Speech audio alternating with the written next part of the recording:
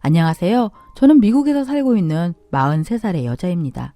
11살에 미국으로 입양되었고 이후에 성인이 되고 잠깐 한국에서 머물렀던 것을 제외하면 쭉 미국인으로서 미국에서 살았네요. 하지만 한국에 대한 그리움을 항상 가지고 있어서 유튜브를 통해서 한국에 대해 이것저것 찾아보다가 이렇게 사연을 보내는 곳도 알게 되었습니다. 많은 분들이 듣는 채널이라서 혹시 그 사람들도 듣지 않을까 하는 생각에 이렇게 제 사연을 보내게 되었어요. 이미 말했듯 저는 11살에 입양되었어요. 사실 입양아 평균 나이를 생각하면은 제가 입양될 수 있었던 건 기적이었죠. 입양되기 전 제 기억은 보육원에서 친구들과 함께 자란 기억, 그 친구들이 하나씩 입양되어 떠나던 기억이 거의 전부네요. 그리고 아주 희미하게 저를 안고 울고 있던 남자에 대한 기억이 남아 있습니다. 하지만 어린 아이였던 저는 미국 생활에 금방 적응하였고 한국에 대한 기억을 거의 잊고 지냈네요. 양부모님께서는 제가 뿌리를 잊지 않길 바라셔서 모국어인 한국어는 꾸준히 익혀 나갔기에 전혀 잊지 않았어요. 그렇게 제가 성인이 되고 부모님께서는 한국에 있는 가족들을 찾아보는 것이 어떻겠냐고 하셨지만 무엇 때문인지 몰라도 거부감이 들더군요. 부모님은 제 뜻을 존중해 주셨기에 저는 말씀하지 않으셨고 저 또한 완전히 잊고 살아갔습니다. 하지만 몇 년 뒤 저는 한국에 있는 가족을 찾게 되었습니다. 그 이유는 결혼을 하고 아이를 낳아 기르면서 생각이 바뀌었기도 했고 또 잊고 지냈던 저를 안고 울던 남자에 대한 기억이 떠올랐기 때문이었습니다. 양부모님께 저의 결심에 대해서 말씀드리니 기뻐하시더군요. 부모님은 항상 제가 뭔가 억눌려 있는 것처럼 보여서 마음이 아팠다고 하세요. 아무래도 제가 꽤 자라서 왔기에 친부모에 대한 원망이 아닐까 생각하셨대요. 그래서 직접 만나서 풀어나가길 원하셨다며 도움 줄 수 있는 부분은 물심양면으로 도와주겠다고 하셨습니다.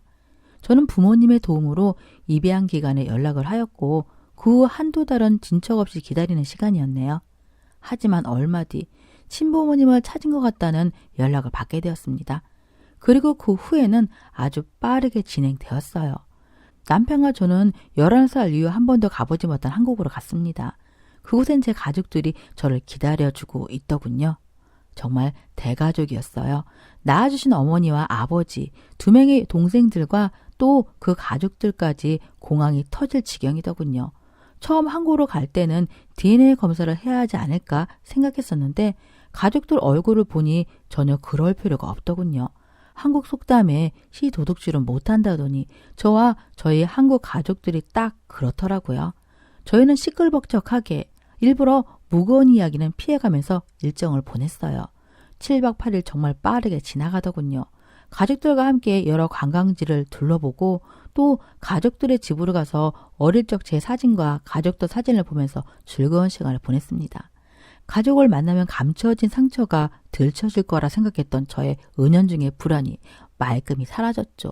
오히려 뭐랄까 약간은 남처럼 느껴지며 그럼에도 한 핏줄이라는 공통점에 서로가 묶여있는 그런 느낌이었어요.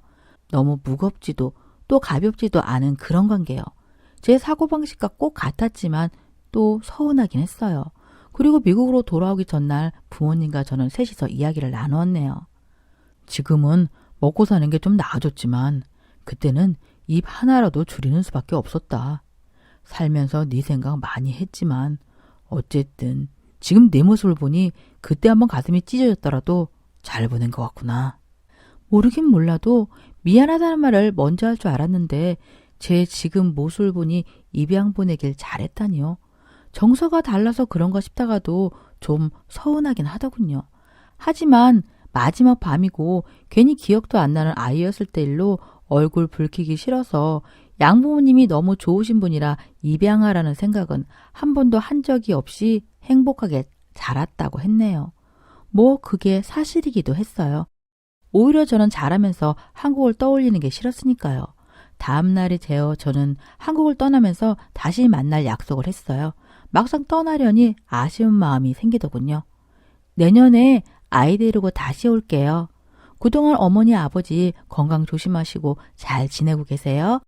가는 길엔 부모님만 나오셨더군요. 평일이었으니 동생들은 각자의 생활이 있어서 시간을 낼 수 없었거든요. 돌아오는 길엔 눈물이 나더군요. 가족에 대한 아픔이라곤 딱 말할 수 없지만 항상 양부모님이 말씀하시던 뿌리에 대한 어떤 끌림이 아니었나 싶었어요. 그렇게 저는 다시 한국으로 갈 때까지 채워지지 않는 갈증 같은 걸 느끼며 지냈어요. 하지만 시간은 빠르게 지나갔고 그 다음 해에 남편과 첫째 아이 그리고 뱃속의 아이와 함께 한국으로 갔어요. 이때는 6개월 체류하는 일정으로 갔습니다. 한국에서 잠시라도 지내며 제 아이에게도 한국인으로서의 뿌리를 알려주고 싶었고 또 저도 그걸 느껴보고 싶었거든요. 여러 현실적인 문제가 있었지만 남편이 적극적으로 나서서 진행했기에 가능했었네요. 두 번째 방문했던 가족 중 누구도 나오지 않았어요. 시간이 맞질 않기도 했고 또 오래 머물 계획이라서 서두를 필요가 없었거든요. 저와 남편은 미리 예약했던 호텔에서 짐을 풀고 여러 경로를 통해서 알아둔 단기 임대 집들을 둘러보는 걸로 한국살이 첫날을 보냈습니다. 6개월을 지낼 건데 직접 보고 골라야겠다 생각했거든요. 한국의 부동산 가격이 비싸서 제가 생각했던 정도의 집을 구하기에는 무리가 있었지만 적당히 지낼 정도의 2층 단독주택을 빌리게 되었습니다. 다행인 건 인터넷에서 알아본 바로는 한국은 이사를 할 때 가전 가구를 제가 직접 사야 한다고 봤는데 그 집에 웬만한 필수 가전은 전부 갖춰져 있어서 생필품 외에는 구입할 것도 없더군요. 호텔에서 짐을 옮긴 후에 한국의 가족들에게 연락하였습니다. 부모님들이 전화를 안 받으셔서 동생에게 전화를 했네요. 며칠 전에 한국 왔어. 다들 연락하기 힘들어서 조용히 왔어. 이제 6개월간 한국에서 살 거니까 자주 연락하고 지내자. 하지만 그런 제 바람이 바로 이루어지지는 않았어요. 한국에 오고 한 달가량은 가족과의 교류 없이 지냈으니까요. 하지만 오히려 그 덕에 한국에 대해서 많이 배웠고 친구도 사귀게 되었습니다. 그러다 어찌어찌 가족들과 일정이 맞게 되었고 제가 지내는 곳으로 모두를 초대하였습니다. 가족들은 집 대문에서부터 놀라던 눈치더군요. 아마 한국의 부모님 집과 비교했을 때는 확연히 좋은 집이라 그랬던 것 같아요. 누나 집 너무 좋다. 여기 한 달 임대료가 얼마야? 나도 이런 집에서 살고 싶네. 나랑 바꿔 살자. 하루라도 이런 집에서 좀 지내보게. 남동생은 우스갯소리로 저런 말을 하더군요. 다들 집을 보고 감탄하는 사이에 6살 첫째 딸이 인사를 하고 싶어서 안절부절 왔다 갔다 하는 거예요.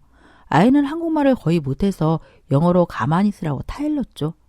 그런데 큰 조카가 그걸 보고는 한국에 왔으면 한국말을 해야지. 진짜 저렇게 잘난 체 하는 사람 정말 싫어. 하고는 톡 쏘아붙이더군요. 15살이라 한창 사춘기인가 보다 하고는 가만히 있었네요. 그런데 제 아이의 장난감을 보더니 이번에는 8살짜리 조카가 자기 엄마에게 울고불고 난리를 치더군요. 아직 식사도 전인데 지치는 것이 처음 한국에 왔을 때 받았던 이미지가 조금씩 깨지기 시작했네요. 다들 시장하시죠? 얼른 저녁 먼저 먹어요. 그렇게 저녁을 먹기 시작하였는데 입으로 들어가는지 코로 들어가는지 정신이 하나도 없더군요. 부모님은 부모님대로 올케에게 우는 애 하나 달래지 못한다고 소리를 치시고 여동생은 자기 남편에게 벌이가 시원치 못해서 이런 집은 자기 평생 꿈도 못 꾼다고 잔소리해. 남동생과 올케는 또 서로 툭툭 거리면서 보는 사람이 민망할 정도로 쏘아대고 안 그래도 정신없는데 한국말을 거의 못하는 제 남편은 가족들이 무슨 말을 할 때마다 저에게 무슨 이야기냐고 되묻고 또 제 딸은 사춘기 큰 조카의 마음에 들고 싶었는지 얼쩡거리다가 결국 딱밤을 맞고 울음을 터뜨렸네요. 숨이 탁 막힐 즈음 가족들의 시선을 한 곳으로 모을 방법이 생각났습니다. 아! 한국 올 때 선물 사왔는데 깜빡했네요. 제가 선물을 하나람 안고 나와서 각자에게 지어주니 그제야 집안에 웃음꽃이 피더군요. 특히 올케와 여동생의 입이 귀에 걸리는 것이 눈에 보였습니다. 엄마! 이거 엄청 비싼 브랜드야. 우리 언니 미국 가서 성공했나 보다. 남자들 것도 다 여기 거야? 이게 다 돈이 얼마야? 사실 저는 명품 브랜드에서 마케팅 담당 부서에서 일을 하거든요. 그래서 제가 일하는 곳의 가방과 지갑으로 가족들 선물을 준비했던 거고요. 그런데 큰 조카는 정말 얄미울 나이예요. 조카에겐 그 당시 막 나온 아이패드를 선물로 주었거든요. 고맙다는 소리를 들으려고 준 건 아니지만 시큰둥하니 굴다가 가족들이 명품 가방이며 지갑으로 좋아하고 있으니 그게 또 꼴보기 싫었는지 잘난 척 한다고 혼잣말을 하더군요. 정말 쥐어받고 싶은 거 간신히 참았네요. 그래도 다행인 거는 부모님과 두 동생들이 무척이나 기분이 좋아 보인다는 거였죠. 그렇게 가족과의 재회는 끝이 났어요. 그리고 저는 저 나름대로의 한국살이를 시작했습니다. 저희 가족 한국 문화에 대해 배우기 바빴고 다른 도시로 여행도 많이 다녔어요. 그런데 문제는 가족들이 저희 일정에 자꾸 참여를 하려는 것이 문제가 되었습니다. 처음엔 가족들이랑 같이 하니까 좋은 점도 많았죠. 하지만 저희 가족만의 시간이 도저히 생기지 않더군요. 또 남편은 한국 정서가 익숙지 않은 상황에서 가족 중심으로 흘러가는 것이 불편하다고 말하였고요. 사실 저도 적당히 거리를 두는 것이 더 좋은데, 그리고 가장 문제가 되었던 두 가지가 있습니다. 첫 번째는 여행이든 문화 체험이든 모든 금전적인 부분을 저에게 부담시키더군요. 그리고 두 번째는 부모님께서는 아예 저희 집으로 간단한 옷가지를 가지고 들어오셨다는 겁니다. 이제 네가 몇 개월 뒤에 미국으로 가고 나면 언제 또 보겠니? 나랑 네 아버지 살아생전에 이렇게 같이 지낼 시간은 또 없을 거 아니냐? 그동안 네가 자라면서 해주지 못했던 것들 다 해주고 싶구나. 이렇게 말씀하시니 불편해도 불편한 내색도 못하겠더군요. 싫은 내색 못하고 그저 감사하다고만 말씀드렸죠. 남편을 불러놓고는 이러이러하다 사정을 얘기했더니 남편도 이해를 해주더군요. 그런데 문제는 여기서 끝나질 않았습니다. 아니, 매일 새로운 문제가 생겨났다고 하는 게 맞는 거겠죠? 두 동생 내외도 조카들 데리고 하루가 멀다 하고 들락거리는데 매번 빈손으로 와서 차려주는 밥만 먹고 치우지도 않고는 자리에서 쓱 일어나더군요. 문화가 달라도 너무 다르구나 생각하다가도 이대로 참고만 있다가는 언제 한번 크게 터지겠구나 싶어서 말했네요. 우리가 다른 문화권에서 자랐기 때문에 서로 이해하고 맞춰가야 하는 부분이 많은 것 같아. 너희가 우리 가족을 진짜 가족으로 맞아주는 건 고마워. 하지만 계속해서 모든 걸 우리가 부담해야 한다면은 관계가 나빠질 거라고 생각해. 이제는 각자 음식도 나눠서 해오고 또 식사 후엔 다 같이 정리하자. 그리고 미진아, 큰 조카예요. 너도 이제 내 할 일은 할 수 있는 나이잖아? 너도 같이 도와야 해. 최대한 좋게 말한다고 했지만 가족 모두가 표정이 안 좋더군요. 그날 동생들이 가고 난 뒤에 어머니가 절 부르시더니 얘기 좀 하자고 하더군요. 너야 부잣집으로 가서 고생 한번 안 하고 자랐지만 네 동생들 가난한 집에서 지질이 고생만 하고 살았다. 큰 자식이 되어서 네가 동생들을 보듬어줘야지. 집안에 분란만 일으키고 뭐 하는 짓이냐? 어머니의 말씀에 저도 그동안 참아왔던 서름이 울컥 올라오고 말았습니다. 어머니, 제가 고생 안 하고 살았다니요? 그게 무슨 말씀이세요? 저 보육원에서 매일 눈칫밥 먹으며 살았고 또 처음 입양 갔을 때 영어도 못하는 동양인이라고 차별받으며 겨우겨우 적응했어요. 매일 밤 혹시나 부모님들이 다시 한국으로 가라고 하는 건 아닌지 조마조마했고요. 그런데 제가 고생 안 하고 살았다니요? 그리고 저 동생들이며 부모님에 대해서 이해하지 못하는 거 투성이에요. 하지만 다른 부분들을 이해하려고 애썼어요. 오늘도 저에게 했던 거는 앞으로 쭉 잘 지내고 싶어서 미리 조심하기 위해 얘기했던 거고요. 옆에서 가만히 듣고 있던 아버지는 담배를 태우신다며 자리를 피하시더군요. 그리고 제 남편은 저와 어머니의 대화를 이해하지 못했지만은 분위기가 안 좋다는 걸 느끼고서는 서툰 한국말로 죄송하다고 연거푸 말하고는 저를 데리고 2층으로 올라갔네요. 남편은 무슨 일인지 물었고 제가 동생들에게 했던 이야기와 어머니와 나눴던 대화를 이야기해주자 한참을 고민하더군요. 그러더니 이제 한국을 떠날 날이 얼마 남지 않은 상황에서 굳이 문제를 일으킬 필요가 있는지 의문이 든다더군요. 물론 제 입장은 충분히 이해하지만은 어머니가 했던 이야기가 마음에 걸린다면서요. 남편과 천천히 이야기를 나누다 보니 제가 못나게 느껴지더군요. 바로 아래층으로 내려가 사과를 드렸어요. 또 동생들에게도 사과를 했고요. 하지만 동생들은 이미 마음이 상했는지 한동안 저희 집에 오질 않았습니다. 그렇게 저희의 6개월 한국살이는 끝이 나고 있었습니다. 출국을 열흘 정도 앞두고 이것저것 아쉬움이 많이 남더군요. 꽤 길게 시간을 잡고 왔다고 생각했지만 모든 것이 순식간에 지난 것 같았어요. 꼭 해봐야지 했던 것들 중에는 못한 것들 투성이었고요. 그중 몇 가지라도 해보자고 생각하였고 남편과 저는 한국에 오기 전 작성한 리스트를 쭉 훑어봤어요. 그중 하나가 전주 한옥마을에서 한복을 입고 하루를 보내는 것이었죠. 남편은 이번 여행은 정말 가족의 마지막 여행일 수 있으니 동생들에게도 연락을 하자고 하였습니다. 제가 망설이자 본인이 직접 서툰 한국말로 여동생과 남동생에게 전화하여 초대하더군요. 결국 동생들은 못 이기는 척 여행에 함께하게 되었습니다. 시종일관 부르통한 얼굴로 다른 가족들의 기분까지 망치려는 두 동생들을 보니 정말 화가 치미는데 겨우 참았습니다. 그런데 조카의 태도는 확 바뀌었더군요. 저와 남편에게는 겨우 고개만 까딱하여 인사하던 아이가 무슨 신경의 변화가 있었는지 딸아이 손을 잡고 데리고 다니면서 한국말도 알려주고 또 딸아이가 하는 영어 발음을 따라하면서 보살피더군요. 저도 저 나이를 겪었지만 참 모를 일이다 생각했네요. 그렇게 하루가 지나갈 무렵엔 동생들도 기분이 풀렸는지 저와 말을 섞더군요. 참 기분이 묘한데 가족과 잘 지내기 위해 애쓰는 남편을 보니 제가 발끈할 수가 없었네요. 그날 저녁 가족들은 피곤하다며 숙소에서 쉰다고 하였고 저와 남편은 딸아이를 데리고서 한옥마을의 야경도 볼 겸 산책을 나갔습니다. 오랜만에 저희 가족만의 시간을 갖게 되자 마음이 무척 편안하더군요. 더군다나 가로등에 비친 한옥 풍경은 저희 가족에게 잊지 못할 밤을 만들어주었죠. 딸아이는 자라면서 한국에서 경험한 많은 것들을 잊었지만 그 아름답던 거리는 잊지 못하더군요. 그리고 그 일도요. 숙소는 작은 마당까지 딸린 한옥 독채였습니다. 마당에 앉아서 달만 보고 있어도 좋을 만큼 아름다운 곳이었죠. 저희 가족이 방으로 들어가니 한국 가족들은 전부 모여있더군요. 그런데 눈치를 보아하니 분명 무슨 이야기가 오간 듯 보였어요. 이번엔 또 무슨 소리를 하려고 저러나 생각했네요. 소냐, 네가 이렇게 크게 성공해서 우리 가족을 찾아줬으니 나는 죽어도 여한이 없구나. 내가 그때 널 보내기로 결정한 건 정말 잘한 일이야. 나는 후회 없다. 네가 아무리 싫은 소리를 하더라도 너도 그건 인정해야 한단다. 한국에서 우리 손에 컸다면 뭘 할 수 있었겠니? 어머니께서 저렇게 말씀을 시작하시는데 칭찬을 하려시는 건지 뭔지.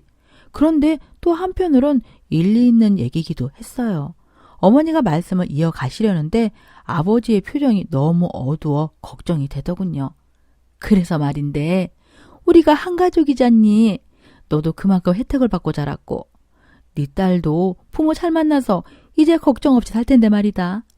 내 걱정은 그저 저 애들, 네 조카들이 없는 집에 태어나서 딱 지들 부모처럼 살게 될까봐 그게 걱정이구나. 어머니의 말씀이 딱 윤곽이 잡히려고 하더군요. 역시나 조카들을 미국에 데려가 공부를 시켜달라는 거였어요. 그러고 보니 어쩐지 제 딸아이를 못 잡아먹어 안달이던 첫째 조카가 그래서 사근사근 굴었나 보더라고요. 남편은 단어 몇 개와 분위기로 사태를 파악하더군요. 일단 남편과 상의해 말씀드리겠다 하고 이야기를 끝냈습니다. 하지만 저는 상의고 뭐고 다음 날이 되어 거절할 생각이었어요. 여러 가지 문제가 있지만 큰 조카가 15살이고 또 작은 조카가 8살인데 성인이 될 때까지 저보고 돌보라니요. 조기 유학 성공하는 케이스도 많지만 또 그만큼 실패하는 경우도 많이 봤는데 혹여 애들에게 무슨 일이라도 생기면은 오로지 책임져야 하는 상황을 만들고 싶지 않았어요. 또 보아하니 유학에 필요한 모든 경비를 저에게 부담시켜 갖기도 했고요. 남편과 저 나름대로 성공한 삶을 살고 있다고는 생각해요. 하지만 그렇다고 돈이 넘치게 많은 것도 아니에요. 즐기며 살아야 한다고 생각하기에 꽤 많은 돈을 저희 여가 생활에 투자하고 남는 돈으로 주택 융자금 또 첫째 아이와 뱃속에 있는 아이까지 아이들 미래를 위한 자금도 모으고 있었거든요.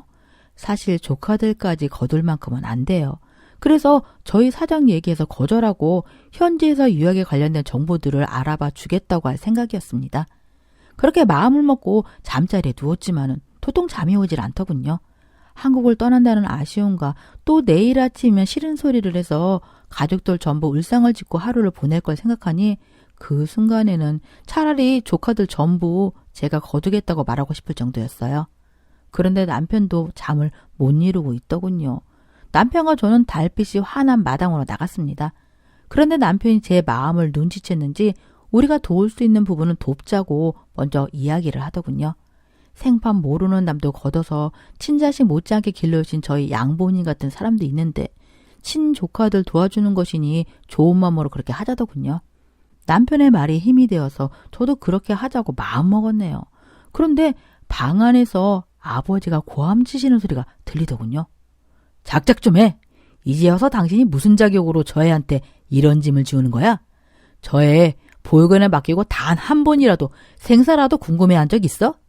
오히려 내가 거길 다녀오면 쓸데없는 짓 한다고 길길이 날뛰던 게 누구야? 당신이야.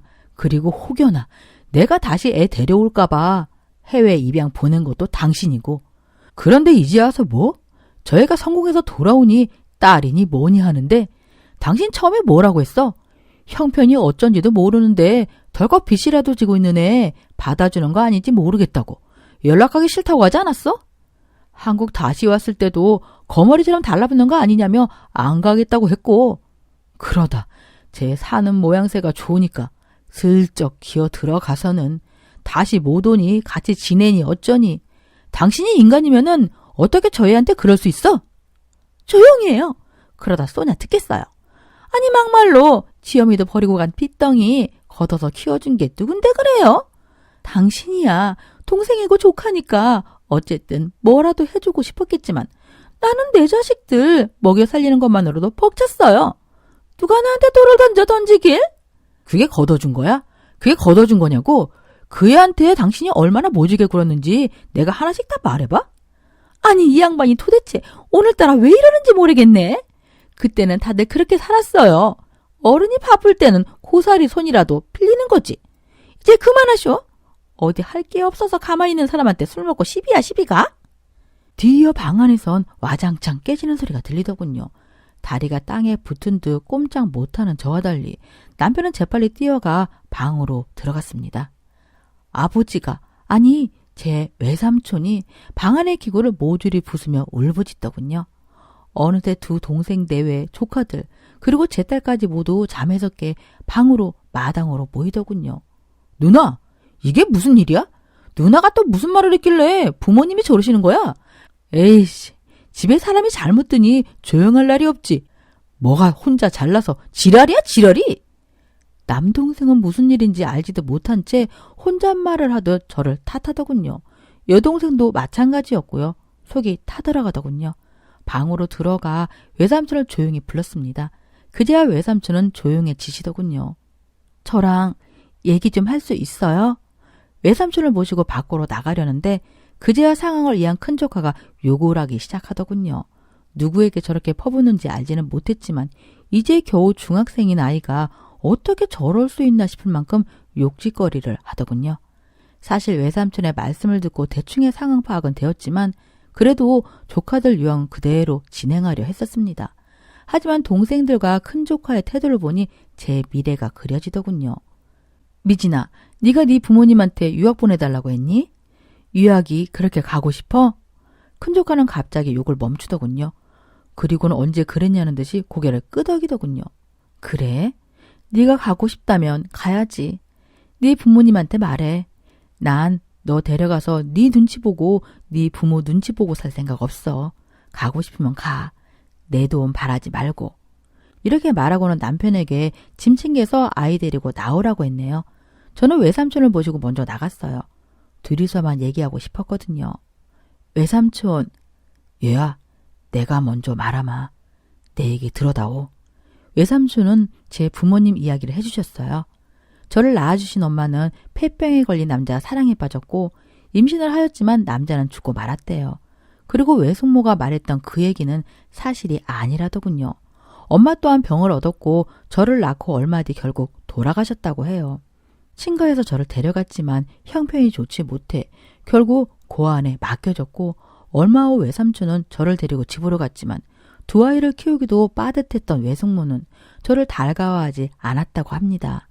어린아이에게 모질다 싶을 만큼 집안일을 시키는 숙모를 보다 못한 외삼촌은 하는 수 없이 다시 고아원으로 저를 데려갔다고 합니다. 그리고 매주 매월 저를 보러 왔었고 그것마저 탐탁지 않게 여겼던 외숙모에 의해서 결국 해외 입양을 가게 된 것이고요. 가기 전날 외삼촌은 저를 데리고 서울 시내로 나가서 이것저것 구경도 하고 한국을 잊지 않았으면 하는 마음에 선물도 사주었다고 해요. 그제야 저를 안아주며 울던 남자의 잔상에 또렷한 기억이 더딥혀지더군요. 울고 있던 제게 외삼촌은 전날 시내에서 함께 산 곰돌이 핀을 꽂아 주었어요. 그런데 곰돌이가 핀에서 똑 떨어져 버렸고 삼촌은 그걸 쥐고는 엉엉 소리내어 울더군요. 출국 시간이 되어서도 삼촌은 저를 붙잡고 울고 있었고 결국 입양기관에서 저를 인솔하시는 분에 의해서야 저를 놔주셨죠. 네가 친부모를 찾는다는 소리를 들었을 때 사실 고민 많이 했었다. 내 외숙모가 어떤 사람인지 뻔히 아니까 괜히 상처만 받고 돌아가는 건 아닐까 연락하지 않으려 했다. 그런데 내 욕심에 널 한 번이라도 다시 보고 싶어 연락을 했구나. 미안하다. 안 좋았던 기억은 모두 잊고 남은 삶을 행복하게 살거라.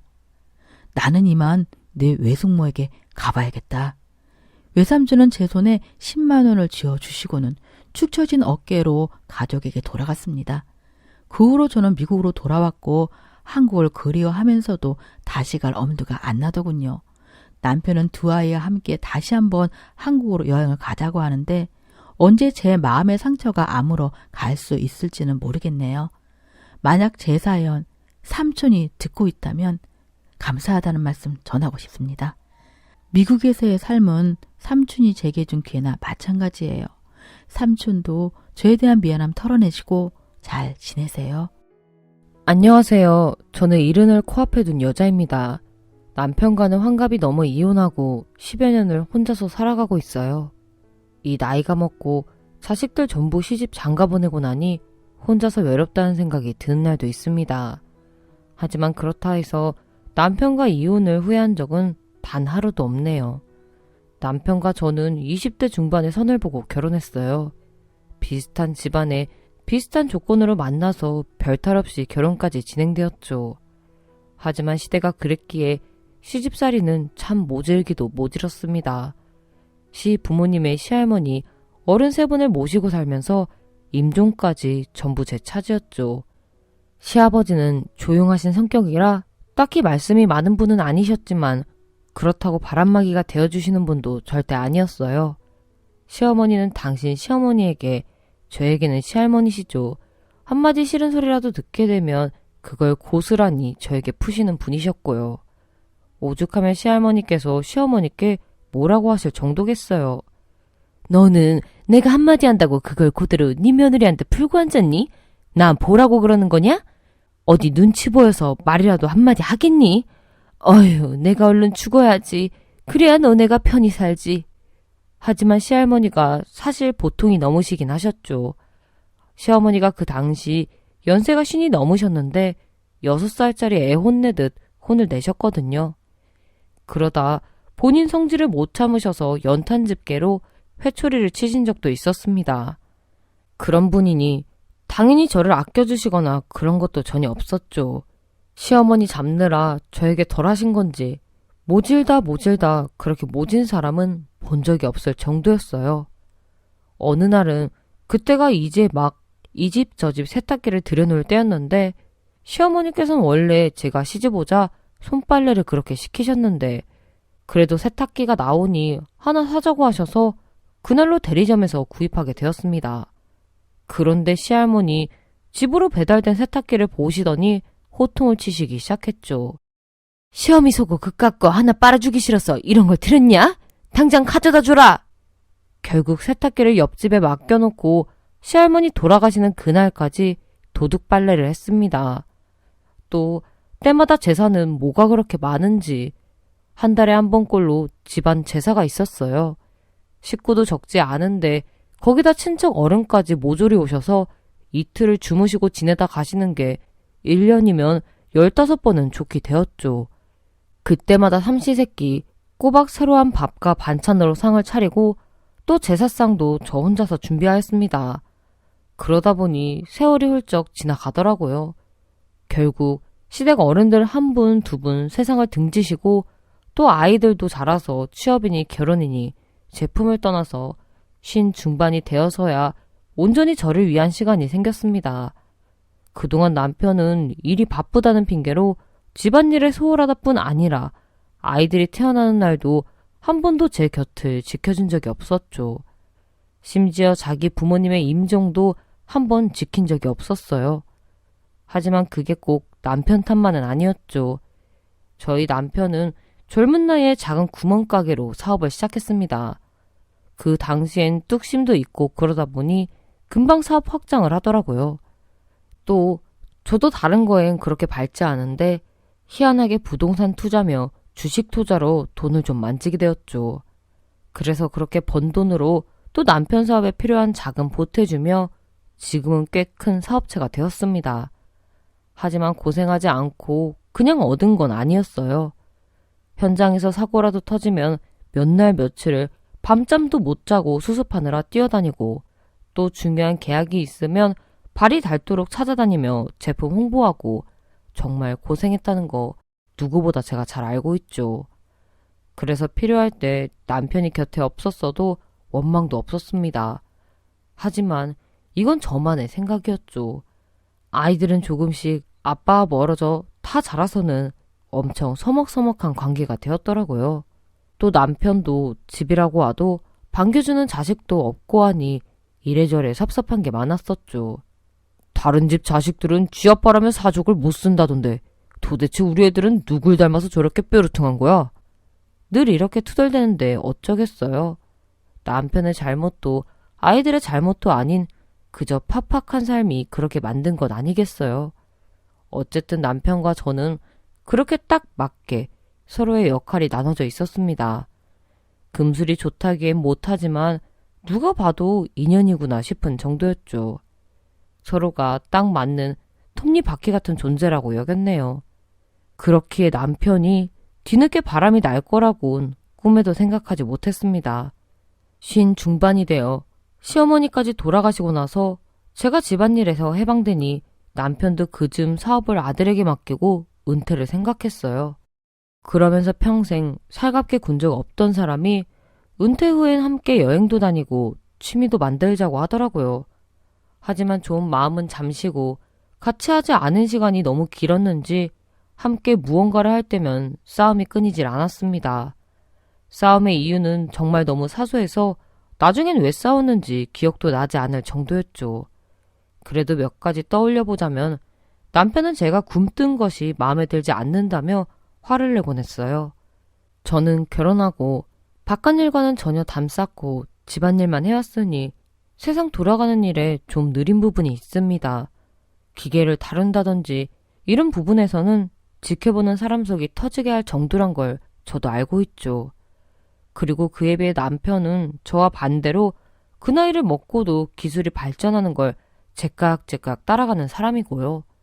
제가 은행에서도 창구가 아니라 ATM기를 이용한 처리를 지금도 잘 못하는데 남편은 그 꼴이 그렇게 보기 싫다며 사람이 있든 말든 소리를 질러가며 사용 방법을 알려주곤 했어요.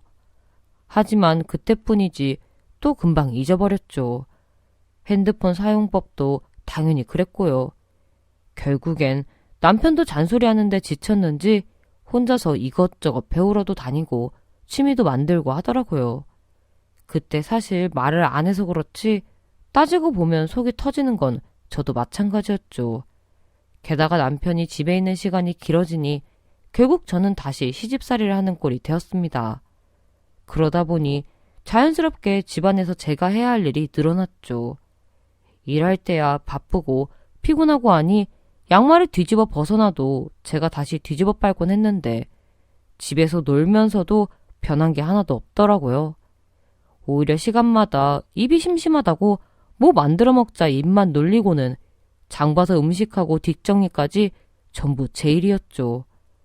그리고 또 가만히나 있으면 밉지는 않을 텐데 무슨 잔소리가 그렇게 많은지 채소 씻는 것 하나마저도 입을 열었습니다. 당신은 평생 집안일 했다는 사람이 성한 것도 다 버리고 말이야. 도대체 내가 뼈 빠지게 벌어면 뭐해? 여기서 돈이 줄줄 새고 있었는데. 양파나 파 같은 거 다듬으면 누렇게 뜬 부분이라든지 벗겨내잖아요. 근데 그걸 보고 저리 말합니다. 또 과일도 썩은 부분 떼내면 성한 음식 버린다고 난리였고요.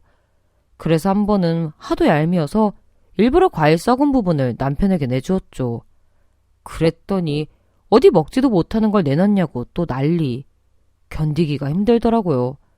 나이가 들면서 잔소리가 늘어난 건지 원래 그런 사람이었는데 사는 게 바빠서 몰랐는지 아무튼 사람을 숨막히게 굴더군요. 나중엔 나가서 친구들 좀 만나라고 등을 떠밀었네요. 그렇게 저희는 젊을 땐 사는 게 힘들어서 함께 할 시간이 없었고 나이가 드니 너무 다른 삶을 살아서 같이 뭔가를 하기가 힘들었습니다. 그래서 결국 다 늙어서 괜히 쓸데없는 일로 짐 빼기 싫다 보니 자연히 각자의 생활로 돌아가게 되었죠. 그러나 제가 좀 벗어났다 싶었더니 이제는 회사 경영을 맡고 있는 아들을 달달 볶기 시작했어요. 제가 아무리 바깥 일을 모른다고 하더라도 서당께 3년이면 풍어를 읊는 법 아니겠어요? 회사 돌아가는 사정은 뻔히 보이더라고요. 그런데 분명 남편이 경영 일선에 있을 때보다 아들이 맡고 난 후 매출도 훨씬 오르고 또 여러 가지 신제품 개발로 인해서 중소기업 무슨 상도 받고 할 정도로 회사가 더욱 성장했는데 그런데도 남편은 뭐가 그리 마음에 들지 않는지 아들을 몰아붙였고 결국 아들이 회사를 나오는 걸로 마무리되었습니다. 어머니, 저 정말 굶어 죽으면 죽었지. 아버지 밑에선 일 못하겠어요. 도대체가 밑도 끝도 없이 잔소리를 하시는데 차라리 저 학교 다닐 때 매일 바쁘셔서 얼굴 못 보고 살던 때가 사이가 더 좋았던 것 같아요. 아들의 얘기를 들어보니 분명히 아들이 매입 기록을 남겼는데도 불구하고 필요 없는 자재를 몰래 구입하여 회사 돈을 횡령하러 든다고 직원들이 다 보는 앞에서 소리를 질렀다고 하더라고요. 또 그거로는 모자랐는지 서류며 뭐며 다 헤집었다고 했습니다. 그래서 아들이 매입 기록을 찾아서 코앞에 내밀었는데 미안하다는 사과 한마디 없이 자리를 나갔다네요. 하지만 이게 끝이 아니었죠. 좀 오래된 여직원이 한 명 있는데 그 직원 말 한마디에 사람들 목숨줄이 왔다 갔다 했더더라고요. 또 분명히 더 나은 방법이라 생각하고 아들이 처리를 해두면 그 여직원이 남편을 앞세워 아들의 업무 방식에 사사건건 간섭을 하고 그걸 넘어서서 사람들 앞에서 창피 주기를 반복했다고 했습니다. 30 중반인 미혼인 그 여직원은 20 중반에 입사하여 10년가량을 근무했어요. 저도 가끔 남편에게 볼 일이 있어 회사로 찾아가면 커피도 내다주고 차도 내다주며 살갑게 굴던 아가씨였죠.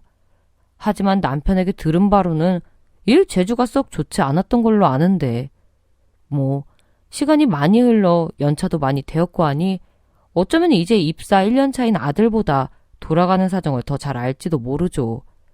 하지만 업무가 완전히 다르잖아요. 그 아가씨는 격리부서이고 아들은 개발사업부라서 그 아가씨 행동이 말이 안 되더라고요. 그래서 어쨌든 아들은 남편에게 일을 그만둔다고 얘기하였고 일단은 취업할 곳을 알아보겠다고 했습니다. 그래서 저도 아들이 그만둔다고 하니 마음이 좋은 건 아니었지만 같이 놀 때도 안 맞는 사람이랑은 못 노는데 일하는 건 오죽할까 싶어서 알겠다고 하고 넘어갔죠. 그리고 그 후 아들은 아들대로 일을 옮겼고 남편은 또 남편대로 은퇴에 대한 얘기는 쏙 집어넣고 다시 일을 시작했습니다. 오히려 젊을 때보다 바쁘게 살더라고요. 꽤 지쳐 보이더니 다시 활력을 찾은 모습에 그나마 다행이라고 여겼죠. 하지만 저와의 사이는 좋아지는 기미가 보이지 않았습니다. 오히려 젊을 적보다 또 같이 뭔가를 해보려 했던 때보다 훨씬 안 좋아졌어요. 매일 야근이니 출장이니 집에 머무는 시간이라곤 일주일에 2, 3일도 안 되는 사람이 눈만 마주치면 잔소리를 하기 시작했죠. 심지어 할 만한 잔소리가 없을 때에는 그저 혀를 끌끌 차며 한심하다 말하고는 휙 나가버렸습니다. 그렇게 밑도 끝도 없이 저러니 저는 대문을 나서는 남편의 등에 대고 저 양반이 미쳤나 정도로 응수할 뿐이었죠. 하지만 이쯤에 저도 이상한 촉이 오기 시작했어요.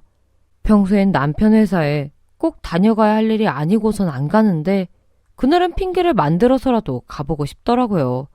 그래서 하루는 퇴근 시간이 지나고서도 오지 않는 남편을 회사로 찾아갔습니다. 그리고 사무실에 들어가니 야근을 하느라 퇴근하지 않은 몇몇 사원들이 보이기 시작했죠. 안녕하세요. 오랜만이죠? 다들 일하시느라 바쁘시네요.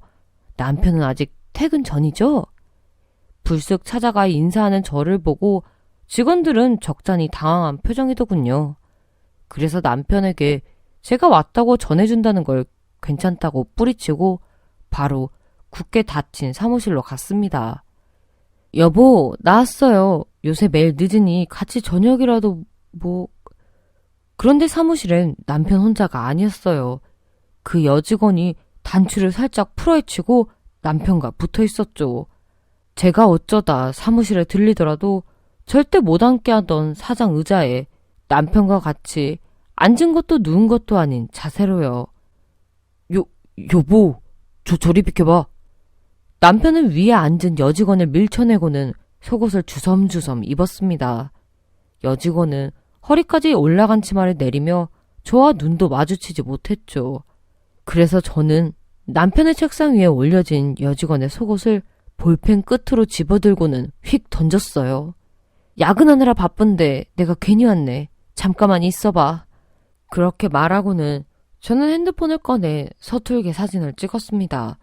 만약을 대비해서 꼭 필요하겠다 생각이 들었거든요. 그러자 그 여자, 남편의 상간녀의 태도가 갑자기 돌변했어요. 아줌마, 지금 뭐 하는 거예요? 지금 내 사진 찍은 거죠? 얼른 지워요. 가면 안 돼요? 그러면서 저에게 덤벼들기 시작했습니다. 저는 막아보려 했지만 30대의 젊은 여자를 이기긴 힘들었죠. 게다가 남편까지 합세하여 저를 붙잡고 상간녀가 저를 때리고 핸드폰을 뺏어가도록 도와줬어요. 그래서 결국 다른 직원들이 와서 남편과 상간녀를 저에게서 떼어냈습니다. 그렇게 남편과 상간녀는 옷을 추스린 후 제 핸드폰을 가지고 사무실을 나가고 저는 온몸이 떨려서 꼼짝을 하지 못했죠. 그리고 직원 중 한 명이 아들에게 연락하여 아들과 딸이 사무실로 저를 데리러 왔어요. 엄마, 무슨 일이야? 꼴이 왜 이래? 도대체 무슨 일이 있었기에 여기서 이러고 있는 거야? 딸은 제 모습을 보더니 울음을 터뜨리며 무슨 일이냐고 재차 묻더군요. 그리고 아들은 함께 일했던 직원들과 이야기하며 자초지종을 듣는 것 같았습니다. 누나, 일단 엄마 모시고 집으로 가자. 엄마, 걸으실 수 있겠어요? 자식들의 부축을 받고 사무실에서 나오는데 죽고 싶더라고요. 남편이 바로 제 눈앞에서 바람을 폈다는 것보다 이런 꼴을 자식들에게 보여준다는 것이 참 못할 짓이었죠. 내가 너희를 볼 면목이 없다. 너희를 볼 면목이 없어. 이제 좀 걱정 없이 편하게 사는가 했는데 저는 그렇게 울먹거리며 이야기하였고 그날 밤 아이들은 남편이 돌아오지 않는 집에서 저의 곁에 남아 주었습니다. 그리고 다음 날이 되어 아이들과 상의 끝에 이혼 소송을 진행하기로 하였죠. 남편은 어디로 가버렸는지 전화도 받지 않고 연락 달라는 문자에도 대답이 없더라고요. 결국 아들이 직원들에게 수소문하여 그 상간녀의 집을 알아왔고 저는 남편을 찾아서 상간녀의 집으로 가게 되었습니다. 예상대로 남편은 그곳에 있더라고요. 그런데 그 집에는 남편과 상간녀만 있는 것이 아니었죠. 바로 남편을 꼭 닮은 7살은 된 듯한 남자아이가 같이 있었습니다. 저는 나중에 알게 된 사실이지만 남편과 상간녀가 입사하고 얼마 지나지 않아서 바람을 피웠었어요.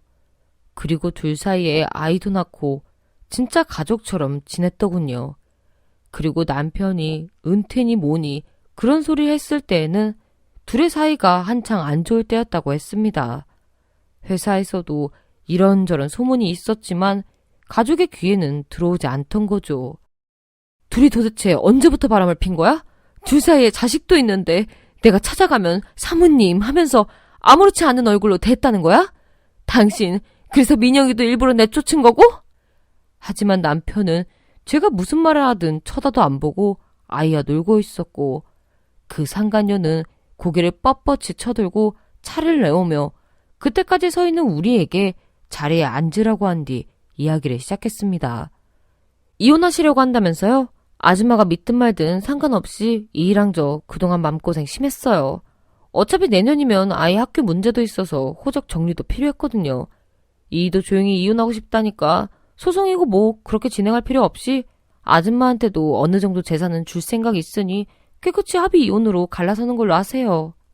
정말 말문이 막히더군요. 어쩜 저렇게 당당할 수 있을까 그 생각만 했네요. 얘기 끝난 것 같으니까 이만 가주세요. 아, 그때 핸드폰 말이에요. 어쩌다 보니 부서졌네요. 그러고선 상간녀는 완전히 부서진 제 핸드폰을 가져다 주었죠. 이 부분은 저희가 따로 보상해 드릴 테니까 문제 삼지 않으셨으면 해요. 저도 아줌마가 도찰한 부분은 문제 삼지 않을게요. 그 말에 함께 간 아이들도 아빠 미쳤어만 되풀이할 뿐 완전히 말문이 막힌 것 같더라고요. 그런 아이들의 표정을 보니 제가 이대로 무너지면 자식들이 받는 상처가 더 커질 것 같았죠. 그래서 저는 마음을 다잡고 둘을 향해 소리쳤습니다. 너 지금 무슨 말을 짓거리는지 알고 있어? 합의 이혼? 너랑 이런 얘기할 필요 없으니까 더는 아무 말 하지 마.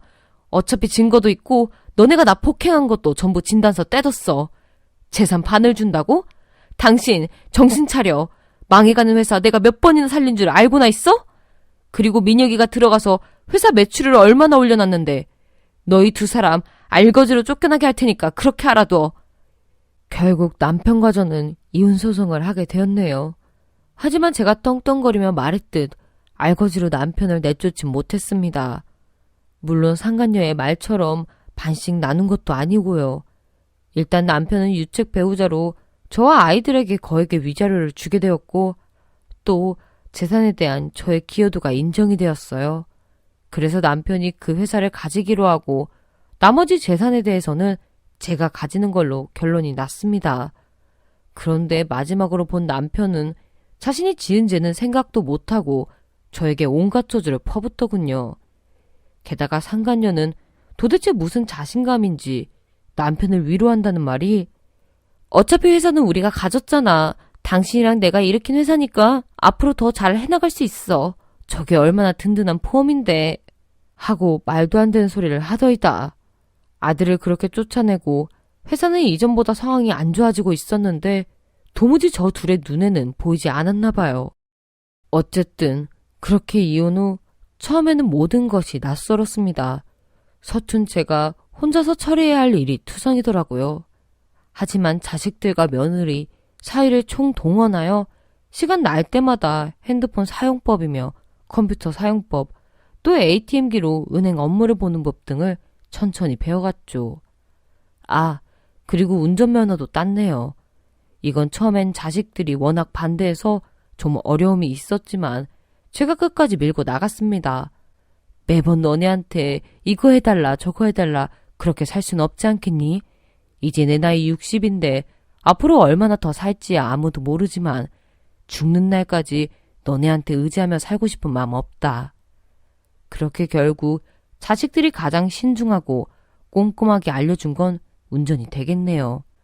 또 원래도 이것저것 투자하는 걸 좋아하고 제법 투자 감각이 있는 편이라 이번엔 아들에게 투자를 하기로 결심하였습니다. 절대 미친 장사는 아니겠더라고요. 왜냐하면 아들은 남편의 회사를 나온 직후부터 혼자서 천천히 사업을 준비했었거든요. 물론 자본금이 많지 않다 보니 소규모로 시작하여 차근차근 일궈나가고 있었지만 가만히 보니 인력과 자재 구입만 원활하게 된다면 지금보다 훨씬 사업을 확장할 수 있겠다 싶었습니다. 미녀가 엄마가 어디 투자를 좀 하려고 하는데 너랑 상의하고 싶구나. 오늘 저녁에 시간 좀 내다오. 저는 그렇게 자식들을 불러 모았어요. 그리고 오겨 딸아이가 섭섭하지 않을까 싶어서 딸 몫으로도 줄 부분을 생각했죠. 내가 민혁이 회사에 투자를 하고 싶어서 너희를 불렀단다. 가만 보니 자본금만 있다면 앞으로 전망이 있을 듯 해서 말이야. 아들은 당연히 기뻐하더군요. 제 우려와 달리 딸도 기뻐했고요. 그래도 저는 혹시나 딸아이도 섭섭하지 않도록 딸의 명의로도 투자를 해주겠다 했죠. 괜찮다고 손사래를 치는 걸 이번에도 제 의지대로 밀어붙여 저희 셋은 공동으로 회사를 설립하게 되었습니다. 가족과는 사업을 하는 게 아니라고 했지만 저희 가족은 전혀 문제가 없었네요. 그도 그럴 것이 딸아이와 저는 투자 외에는 경영에 일체 관여하지 않았거든요. 아들이 뚝심도 있고 또 섬세한 부분도 가지고 있어서 사업을 하는 데 있어서 부족함이 없다는 걸 알고 있었기 때문이었죠. 또 아들은 사람을 다룰 줄도 아는 아이라 남편 회사에서 같이 일했던 사람들 중 마음 맞는 직원들을 스카우트한 후 필요한 곳에 배치하여 물 살 틈 없이 완벽히 해나갔습니다. 그리하여 실제로 자본금이 투입되고 매출은 수직 상승할 수 있었죠. 그래서 8년 후엔 업계 1위를 차지했어요. 그리고 8년의 시간 동안 저도 이것저것 배우며 혼자서 살아가는 즐거움을 만끽하고 있었네요. 그러던 어느 날 아침부터 집 앞에 차가 한 대 서 있었습니다. 아주 낡은 자동차인데 번호가 눈에 익어서 한참을 들여다보니 뻔뻔스럽게도 남편과 그 상간녀가 차 안에서 저를 지켜보는 것이 아니겠어요? 그래서 얼른 집으로 들어가 소금을 한 움큼 가져와서 냅다 뿌리니 그제야 그 둘은 차 문을 열고 나왔습니다. 안녕하세요, 사모님. 8년의 세월이 무슨 요술을 부렸는지 그 상간녀도 많이 늙었더라고요. 사모님? 내가 왜 당신 사모님인 줄 모르겠네요. 재수 없으니까 남의 집 앞에 차 세워두고 훔쳐보지 말고 가세요. 좀 이따 나왔을 때도 그대로 있으면 경찰을 부르든 견인차를 부르든 할 테니까. 저는 그렇게 그 여자에게 쏘아붙이고 뒤돌아서 들어가려고 했습니다. 그런데 전 남편이 저를 불렀죠. 여보, 이 영감탱이가 미쳤나?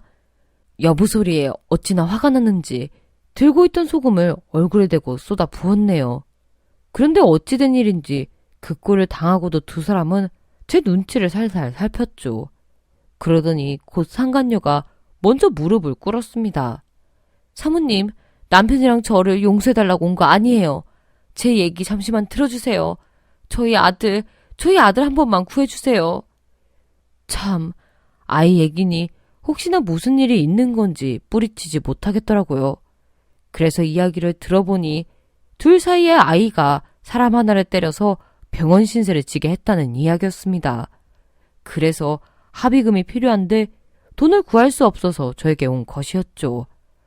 차라리 아이가 아팠다면 내가 어떻게든 도와줬을 텐데 뭐? 합의금을 빌려달라고? 그럴 돈 없으니까 당장 가세요. 제 말에 둘은 아주 제 다리를 붙잡고 저희 아이들과 한 핏줄인데 모른 척하지 말라고 애원을 했습니다. 그러나 제가 끝까지 냉정하게 돌아서자 아들 시켜서 저를 손봐주겠다느니 온갖 소리를 다 내뱉기 시작했죠. 저는 그 둘의 언행에 잠시 얼이 빠져 있다가 다시 정신을 차리고 말했어요. 지금 한 말 후회하지 마. 그대로 경찰에 신고할 테니까. 증거 있어? 증거 있냐고. 이 아줌마가 미쳤네. 미쳤어. 하지만 저는 두 사람이 저를 향해 온갖 말을 하고 때릴 듯 덤비고 하는 모든 순간에도 가만히 서서 지켜만 보고 있었죠. 그리고 한참을 지켜보다 핸드폰을 꺼내 경찰에 신고하려는데 상간녀가 또 핸드폰을 휙 뺏었어요. 왜? 또 이걸로 찍었어? 내가 가만둘 줄 알아? 그러더니 그 자리에서 제 핸드폰을 밟아 부셨습니다. 그러나 하도 소란을 피우니 결국 이웃에서 경찰에 신고를 하였고 둘은 경찰에 끌려갔네요. 저는 대문에 설치한 CCTV 자료를 가지고 뒤따라가서 둘을 협박 및 재물 파손죄로 고소하고 또 접근금지 명령까지 받아냈죠. 그게 벌써 2년이 지난 일이에요. 그 후로 가끔 둘이 찾아와서 집 앞에서 난동을 부리긴 하는데 제가 얼굴만 내밀어도 걸음아 날 살려라 하고 주랭랑을 칩니다. 이게 인생의 황혼기에 접어들어서 지난 날들을 하루하루 추억하며 정리해 나가는 요즘 남편과 이혼 후 제 인생이 가장 찬란했다는 생각이 드네요. 이 사연을 들으신 모든 분들은 좋은 날들만 맞이하세요. 감사합니다. 안녕하세요. 오늘의 사연 읽겠습니다. 안녕하세요. 누군가에게 제 이야기를 하게 될 줄은 꿈에도 몰랐는데 익명의 힘을 빌려서 답답한 속을 털어놓고 싶은 마음에 이렇게 사연을 보냅니다. 저는 30대 여자로 정말 천벌받아 마땅한 상간녀였습니다. 사실 변명하자면 처음부터 알고 시작한 건 아니었어요. 하지만 마음이 커지고 돌이킬 수 없을 때에 그 남자가 결혼하여 아이도 있다는 걸 알게 되었죠. 어쨌든 결국 이건 변명밖에 되지 않는다는 걸 압니다. 제 주변 사람들도 저를 받아들이지 못하고 전부 떠났으니까요. 그 남자는 거래처 사람으로 좀 오래 알고 지냈어요. 제가 입사했을 때부터였으니 저희는 가까운 사이는 아니었지만 가끔 마주치면 농담도 주고받고 아주 조금씩의 호감은 가지고 있을 정도였죠. 그렇게 6년가량을 알고 지내다 보니 나중엔 밥도 같이 먹게 되고 술도 마시게 되고 천천히 가까워졌습니다. 많은 얘기를 나누는 사이가 되었지만 그 사람은 자신이 유부남이라는 걸 얘기해주지 않았어요. 결국 그 사람과 사이가 깊어지고 나서야 저희 사장님이 이상한 분위기를 눈치채고는 말씀하시더라고요. 김대리, 거래처의 박 과장이랑 가깝게 지내는 것 같던데 박 과장 결혼한 건 알고 있지? 애도 둘이나 있어. 그 회사가 박 과장 장인 회사야. 사장님은 혹여 자신이 실수하는 것은 아닌지 조심히 말씀하시더군요. 그런데 제 표정에서 실수가 아니라는 걸 눈치채셨어요. 표정 보니 몰랐던 것 같은데 거리를 두는 게 좋을 거야. 내가 김대리 사생활에 대해 관여할 필요는 없지만 오래 봐왔으니 이 정도 조언은 해줄 수 있지 않을까 싶네. 사장님은 그 이후에 그 남자가 회사로 찾아오면 최대한 저와 마주치지 않도록 저를 외근 보내시거나 심부름을 보내셨습니다. 저 또한 배신감과 그 사람의 가족에게 죄를 지었다는 생각에 많이 힘들었고 더 깊어지기 전에 정리해야 한다고 생각했기에 피하기 시작했어요. 그런데 이 남자는 그럴수록 저에게 집요하게 다가오더군요. 그리고 저희는 로미오와 줄리엣이 된 듯한 착각에 빠져들었죠. 저는 한 달 정도 그 남자를 피했습니다. 전화가 와도 받지 않고 집 앞에서 기다리는 그 사람을 매몰차게 뿌리치기도 했고 또 어떤 날은 일부러 친구 집에서 자고 집에 들어가지 않았고요. 마음이 찢어지더군요. 제가 흔들리는 걸 눈치챈 친구가 모질게 마음먹으라고 결국 상간녀 신세가 될 거라고 충고했지만 머리로만 그 말을 받아들일 뿐 제 마음은 더욱 커져만 갔습니다. 그러던 어느 날 그 사람이 장문의 손편지를 저희 집 우편함에 두었더군요. 구구절절 애끓는 마음을 고백하는 편지의 말미에는 늦게 만난 인연이라 결국 우리 둘 다 상처만 받게 되는구나. 과거의 나로 돌아간다면 널 만나러 갔을 거야. 그동안 힘들게 해서 미안해. 앞으로는 널 찾아가서 힘들게 하는 일 없을 거야. 좋은 남자 만나서 평범한 사람처럼 그렇게 사랑받으면서 살아. 라고 적혀 있었죠. 그 사람이 이제 더는 절 찾지 않겠다는 말을 읽을 때 저는 참지 못하고 눈물을 흘렸네요. 하지만 여태 힘들게 버텨왔으니 완전히 끊어내자 다짐했죠. 그 후 정말 그 사람은 더는 전화를 하지도 저를 찾아오지도 않았어요. 심지어 일 때문에 제가 다니는 회사에 오더라도 눈길도 주지 않더군요. 그렇게 인연이 끝나가고 있었습니다. 가끔 일 때문에 찾아오는 그 사람을 보는 건 여전히 힘들었지만 그 밖의 시간엔 저도 제 생활을 찾아갔어요. 하루는 오랜만에 친구들과 만나 저녁을 먹고 술도 한잔 했네요. 어릴 적부터 어울리던 친구들로 남자 여자 할 것 없이 잘 지내던 친구들이었어요. 한참 취기가 올라 친구들과 시끄럽게 떠들고 있는데 제 맞은편 테이블에 그 사람이 앉아서 저를 쳐다보고 있더군요. 참 무슨 생각이었는지 술도 한잔 했겠다 그 사람에게 다가갔습니다. 박 과장님, 오랜만이에요? 친구분이랑 한잔 하시는 거예요? 나름 쿨한 척 굴었지만 사실은 처음 그 사람과 술을 마시던 그날처럼 심장이 어찌나 뛰던지. 그런데 그 사람도 그랬던 것 같아요. 저를 보며 피식 웃더라고요. 그 사람의 친구는 짓궂은 웃음을 보이더니 집에 가야겠다며 일어서더군요. 둘만 남은 저희는 이런저런 이야기를 나눴어요. 그러다 자연스럽게 우리가 멀어진 이유, 그 사람의 가정에 대한 이야기가 나왔습니다. 널 속이려고 했던 건 아니야. 이런 말 이제 소용없겠지만 아내와 이혼한 후에 떳떳하게 만나고 싶었는데 염치가 없어서 기다려달라는 말도 한번 못했네. 나 지금 이혼 준비 중이야. 남자의 말이 끝나고 저희는 더 이상 대화는 없이 술만 마셨네요. 그리고 결국 그날 다시 한번 죄를 짓고 말았습니다. 다음 날이 되어 함께 아침을 먹고 출근 준비를 하는데 남들에겐 흔한 일상이 왜 이렇게 나에겐 쉽지 않은 걸까? 참 눈물이 나면서도 애틋하더군요. 그 후로 저희는 서로를 끊어내지 못하고 거의 매일 만나 사랑을 나누었어요. 사실 그 사람이 좀 많이 몸에 집착을 했어요. 어쩔 땐 이러려고 날 만나나 생각이 들 만큼요. 하지만 그런 생각보다는 서로 사랑한다는 생각이 훨씬 컸죠.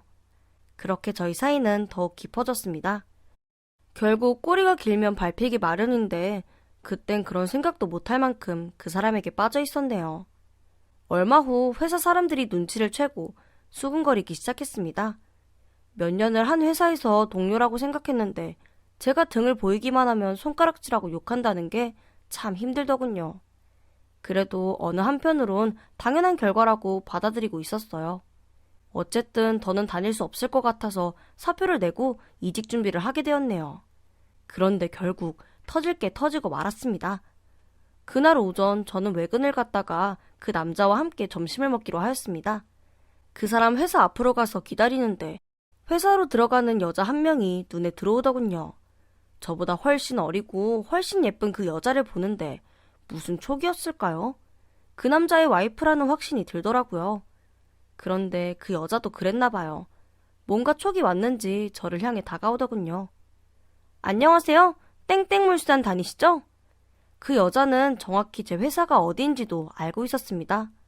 저는 아직 밝혀진 것 하나 없는데도 지은 죄가 있어서인지 눈을 마주치지 못하겠더라고요. 겨우 조그만 소리로 그렇다고 대답했네요. 혹시 저 기억 안 나세요?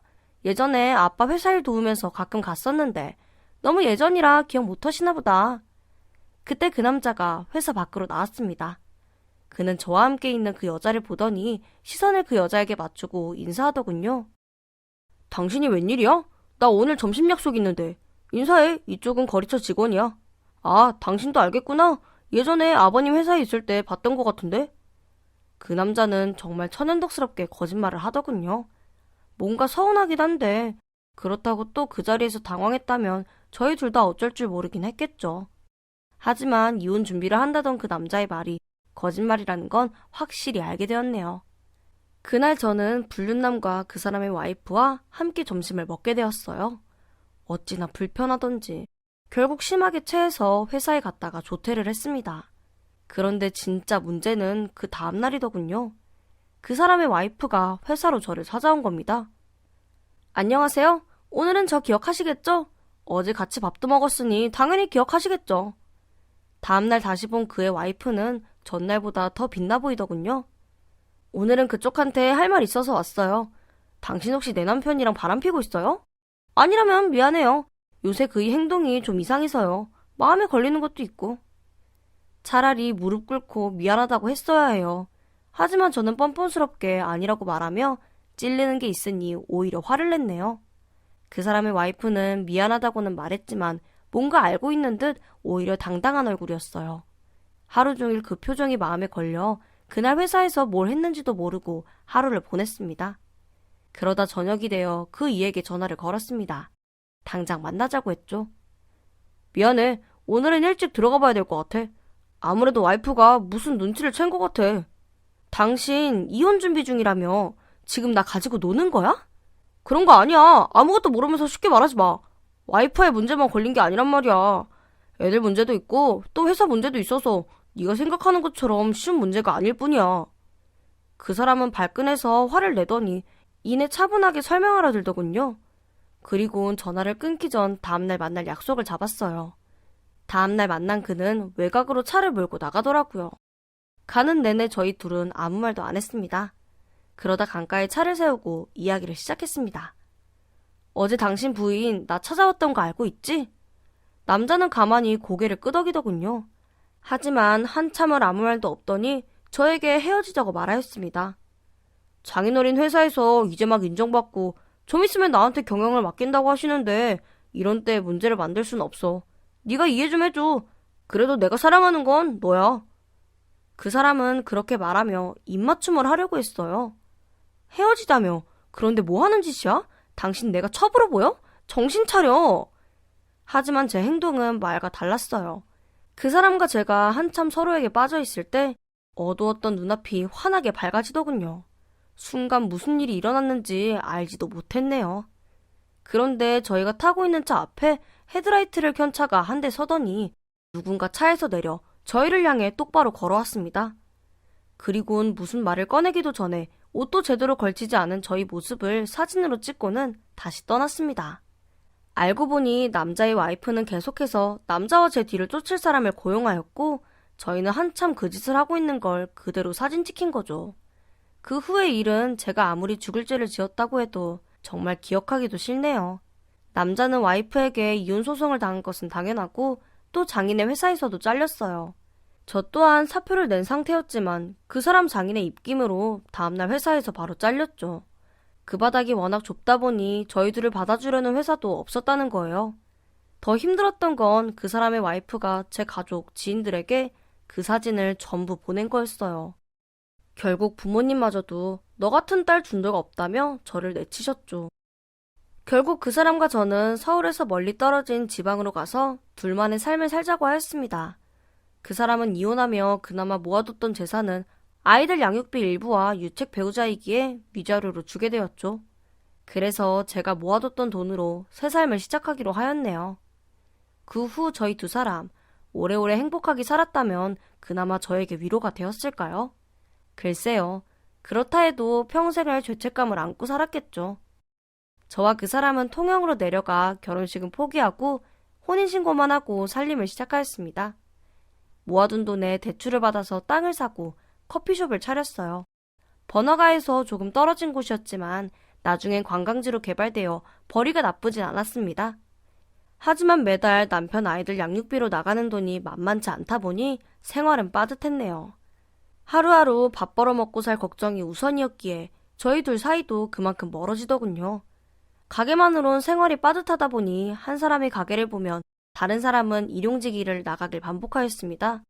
그래도 어업이 발달한 도시다 보니 이것저것 일용직거리가 많았기에 다행이었죠. 남편과 제 사이는 서서히 멀어졌는데 저는 그게 그저 먹고 살기 바빠서라고 생각했네요. 하지만 남편은 다른 이유였어요. 하루는 일을 마치고 둘이서 오랜만에 술 한잔을 하게 되었어요. 그런데 남편이 좀 과하게 마시더니 속에 담아둔 이야기를 하더군요. 얌전히 지내기만 했어도 그 회사가 내게 되는 거였어. 지금도 가끔씩 아침에 눈을 뜨면서 이런 현실이 거짓말이었으면 하고 바랄 때가 있어. 저 또한 후회되는 일들이 많다 보니 남편의 말을 어느 정도 이해할 수 있었어요. 또 이때까지는 그저 푸념을 내뱉듯이 말했으니까요. 그런데 제가 대답을 않고 술만 훌쩍이자 남편은 갑자기 술잔을 내던지더군요. 유리잔 깨지는 소리에 놀란 저는 남편을 멍하니 바라보았네요. 너만 아니었어도 내 인생이 이렇게 바닥으로 치닫진 않았을 거라고. 하고 싶은 말은 산더미 같았지만 여기서 제가 남편과 똑같이 원망하려 들어봤자 싸움만 커질 것 같았습니다. 일단은 술 취한 남편을 달래고 나중에 다시 얘기해야겠다 생각했어요. 그만해. 내가 잘못했으니까 나중에 다시 얘기하자. 저는 정말이지 술지정이라고 생각했고 술이 깨고 나면 후회하며 미안하다고 할 줄 알았어요. 하지만 그건 제 착각이었죠. 남편은 본심을 말했을 뿐이고 처음이 어렵지 한 번 말하고 나니 두 번, 세 번 결국 습관처럼 말하더군요. 가게에 오는 손님에게도 웃으며 농담처럼 어휴 여행 왔어요? 보기 좋다. 근데 결혼은 잘해야 돼요. 사람 하나 잘못 만나면 인생 종치는 거 한순간이에요. 또 이웃들에게 툭 하면 제 욕을 하더군요. 저희 원래 서울 살았어요. 저는 재혼이고 저 사람이 하도 꼬리쳐서 넘어갔죠. 모아둔 돈도 꽤 있었는데 마누라랑 살겠다고 다 포기했더니 지금은 빈털털이죠. 여자가 무작정 덤비는데 안 넘어갈 남자 있나요? 남편은 틈만 나면 마치 농담인 양 저리 말하고 돌아다녔습니다. 물론 이웃들도 남편을 점점 멀리하고 오히려 저를 안쓰럽게 보았어요. 이런 일들이 반복되다 보니 저도 참는데 한계가 생기더군요. 그런데 또 남편은 밤만 되면 언제 그랬냐는 듯 슬그머니 다가와 저를 살살 달래고 저는 결국 그렇게 풀어지고를 반복했네요. 하루는 동네 아주머니의 주선으로 굴 양식장에 일을 다녀오는 길이었어요. 하루 종일 생굴을 까는 작업을 하고 오니 손도 아프고 많이 피곤하더라고요. 그런데 가게 앞에서 남편이 이웃 가게 사장과 이야기를 하고 있더군요. 저는 또 제 욕이려니 생각했네요.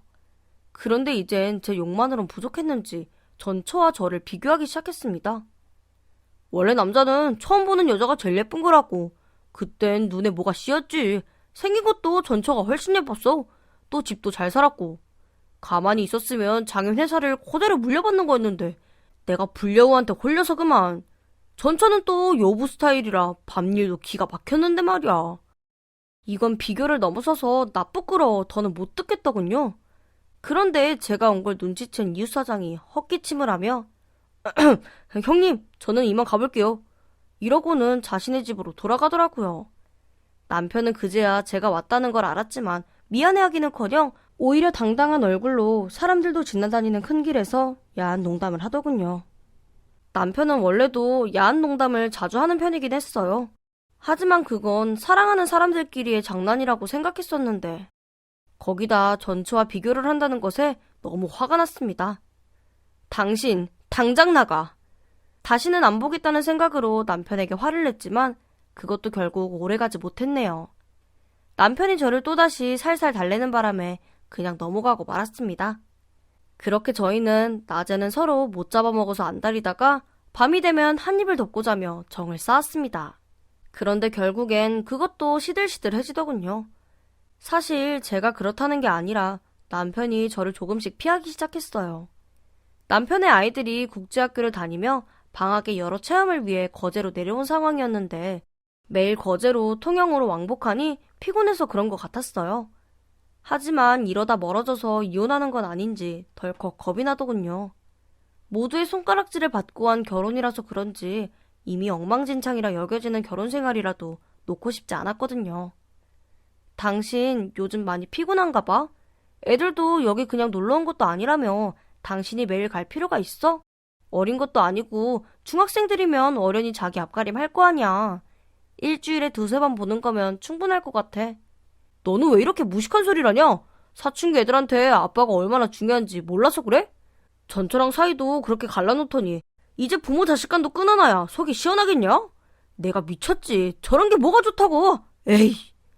남편은 짜증이 나서 소리치더니 차를 몰고 나가더군요. 그리고는 그날 집에 들어오지 않았습니다. 아무래도 아이들과 함께 자는 것 같더라고요. 다음날이 되어 아이들과의 사이를 멀어지게 하려고 했던 건 사실이라 미안한 마음에 제가 먼저 전화를 했습니다.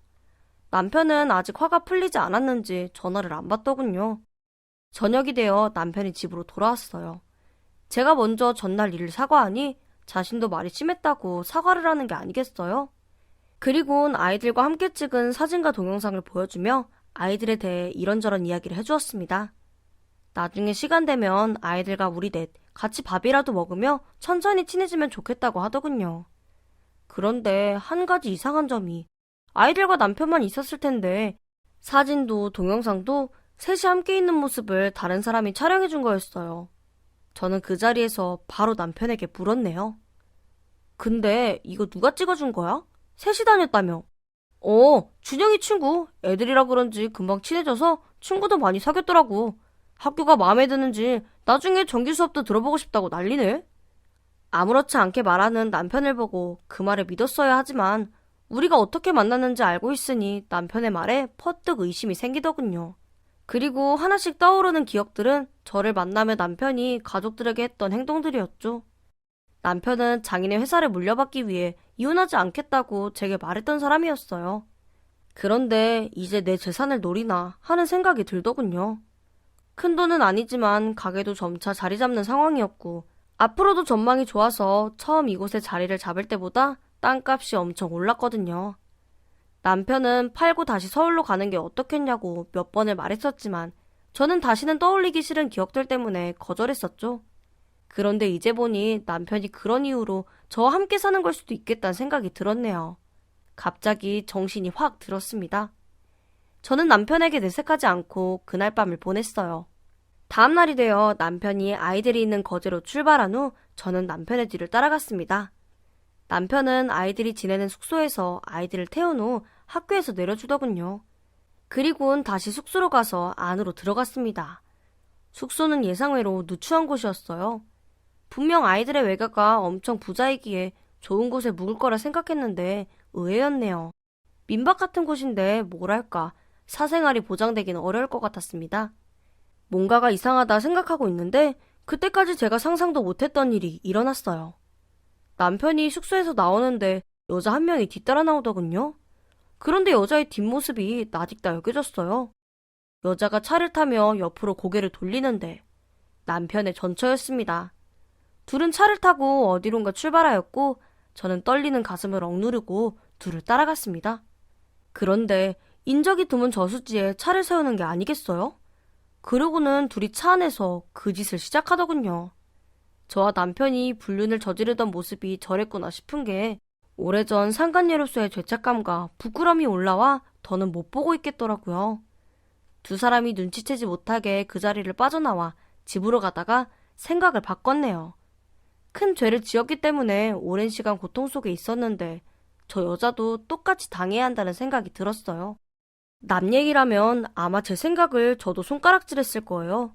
하지만 제가 이기적인 인간이라서 그렇겠지만 떠올릴수록 제 잘못보다는 남편의 잘못과 저를 그렇게 욕하던 그 여자가 결국 똑같은 짓을 저지른다는 게 참을 수가 없더군요. 이미 주위가 어두워지고 있는데 둘은 제가 다가가는 것도 모르고 그 짓을 이어가고 있었습니다. 저는 똑같이 차 헤드라이트를 켜고 둘의 사진을 찍었어요. 그리고는 운전석 문을 열고 벌거벗은 남편의 등짝임에 모며 닥치는 대로 손으로 때렸습니다. 힘이 다 빠질 때까지요. 남편과 전처는 당황해서 한 손으론 옷을 주워 입고 한 손으론 어떻게든 저를 막으려 애쓰더군요. 어느 정도 분이 풀렸다 싶을 때 남편의 차에 달려있는 블랙박스를 어거지로 떼서 집으로 가져 확인했습니다. 이게 다 뭐하는 짓인가 싶다가도 남편의 전적을 생각하면 저에게 남은 마지막까지 다 뺏길 수 있다는 불안감이 들었거든요. 그리고 제 예상은 정확히 맞아 떨어졌습니다.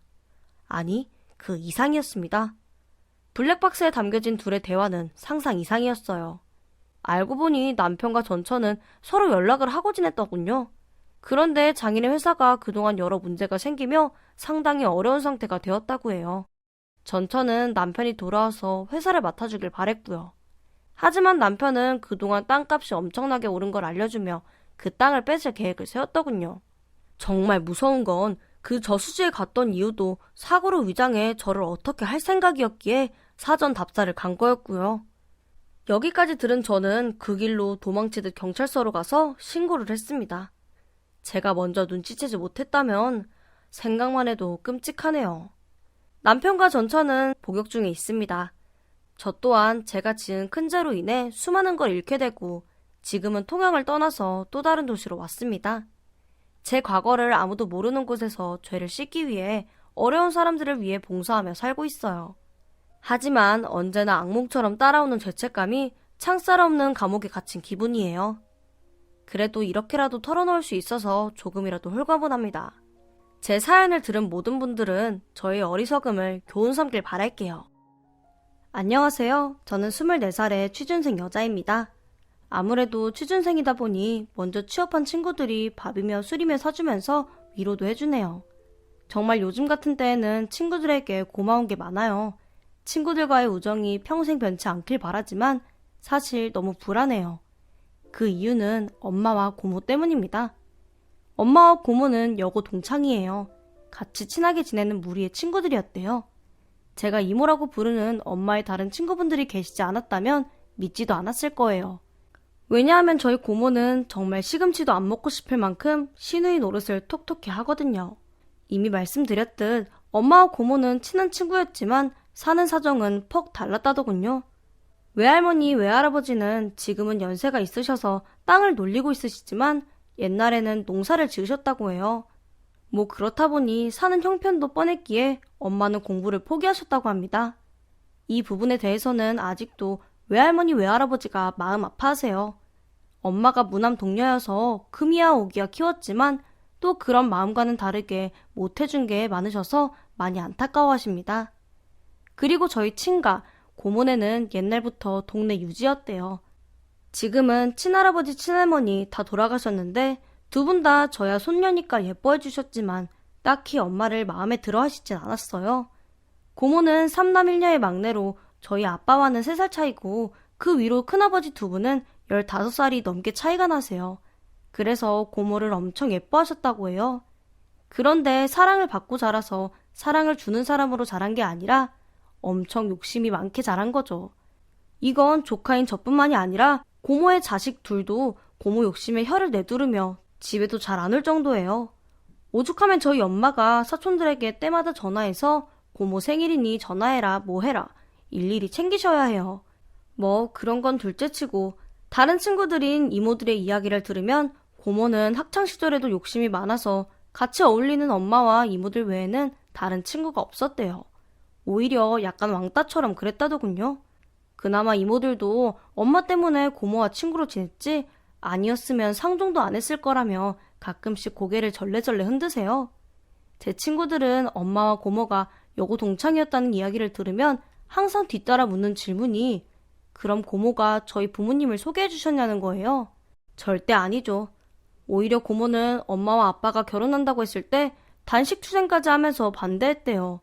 결국 병원에 가서 수액까지 맞고 저희 엄마는 그 모습을 보고 아빠에게 결혼 못한다고 얘기했다더군요. 하지만 그 다음엔 아빠가 밥도 못 먹고 시름시름 알아누웠답니다. 결국 할머니 할아버지가 나서서 사돈되는 저희 외할머니 외할아버지께 혼담을 꺼내셨기에 고모도 울며 겨자 먹기로 저희 엄마를 받아주었다고 해요. 고모가 두 분 사이를 반대했던 결정적인 이유는 저희 아빠는 그 당시 의대생이었고 저희 엄마는 외갓집을 도와서 농사를 짓고 있었기 때문이래요. 아직도 그게 그렇게 마음에 안 드시는지 조카인 저를 붙잡고 푸념을 하십니다. 어디 그게 가당키나 한 얘기니?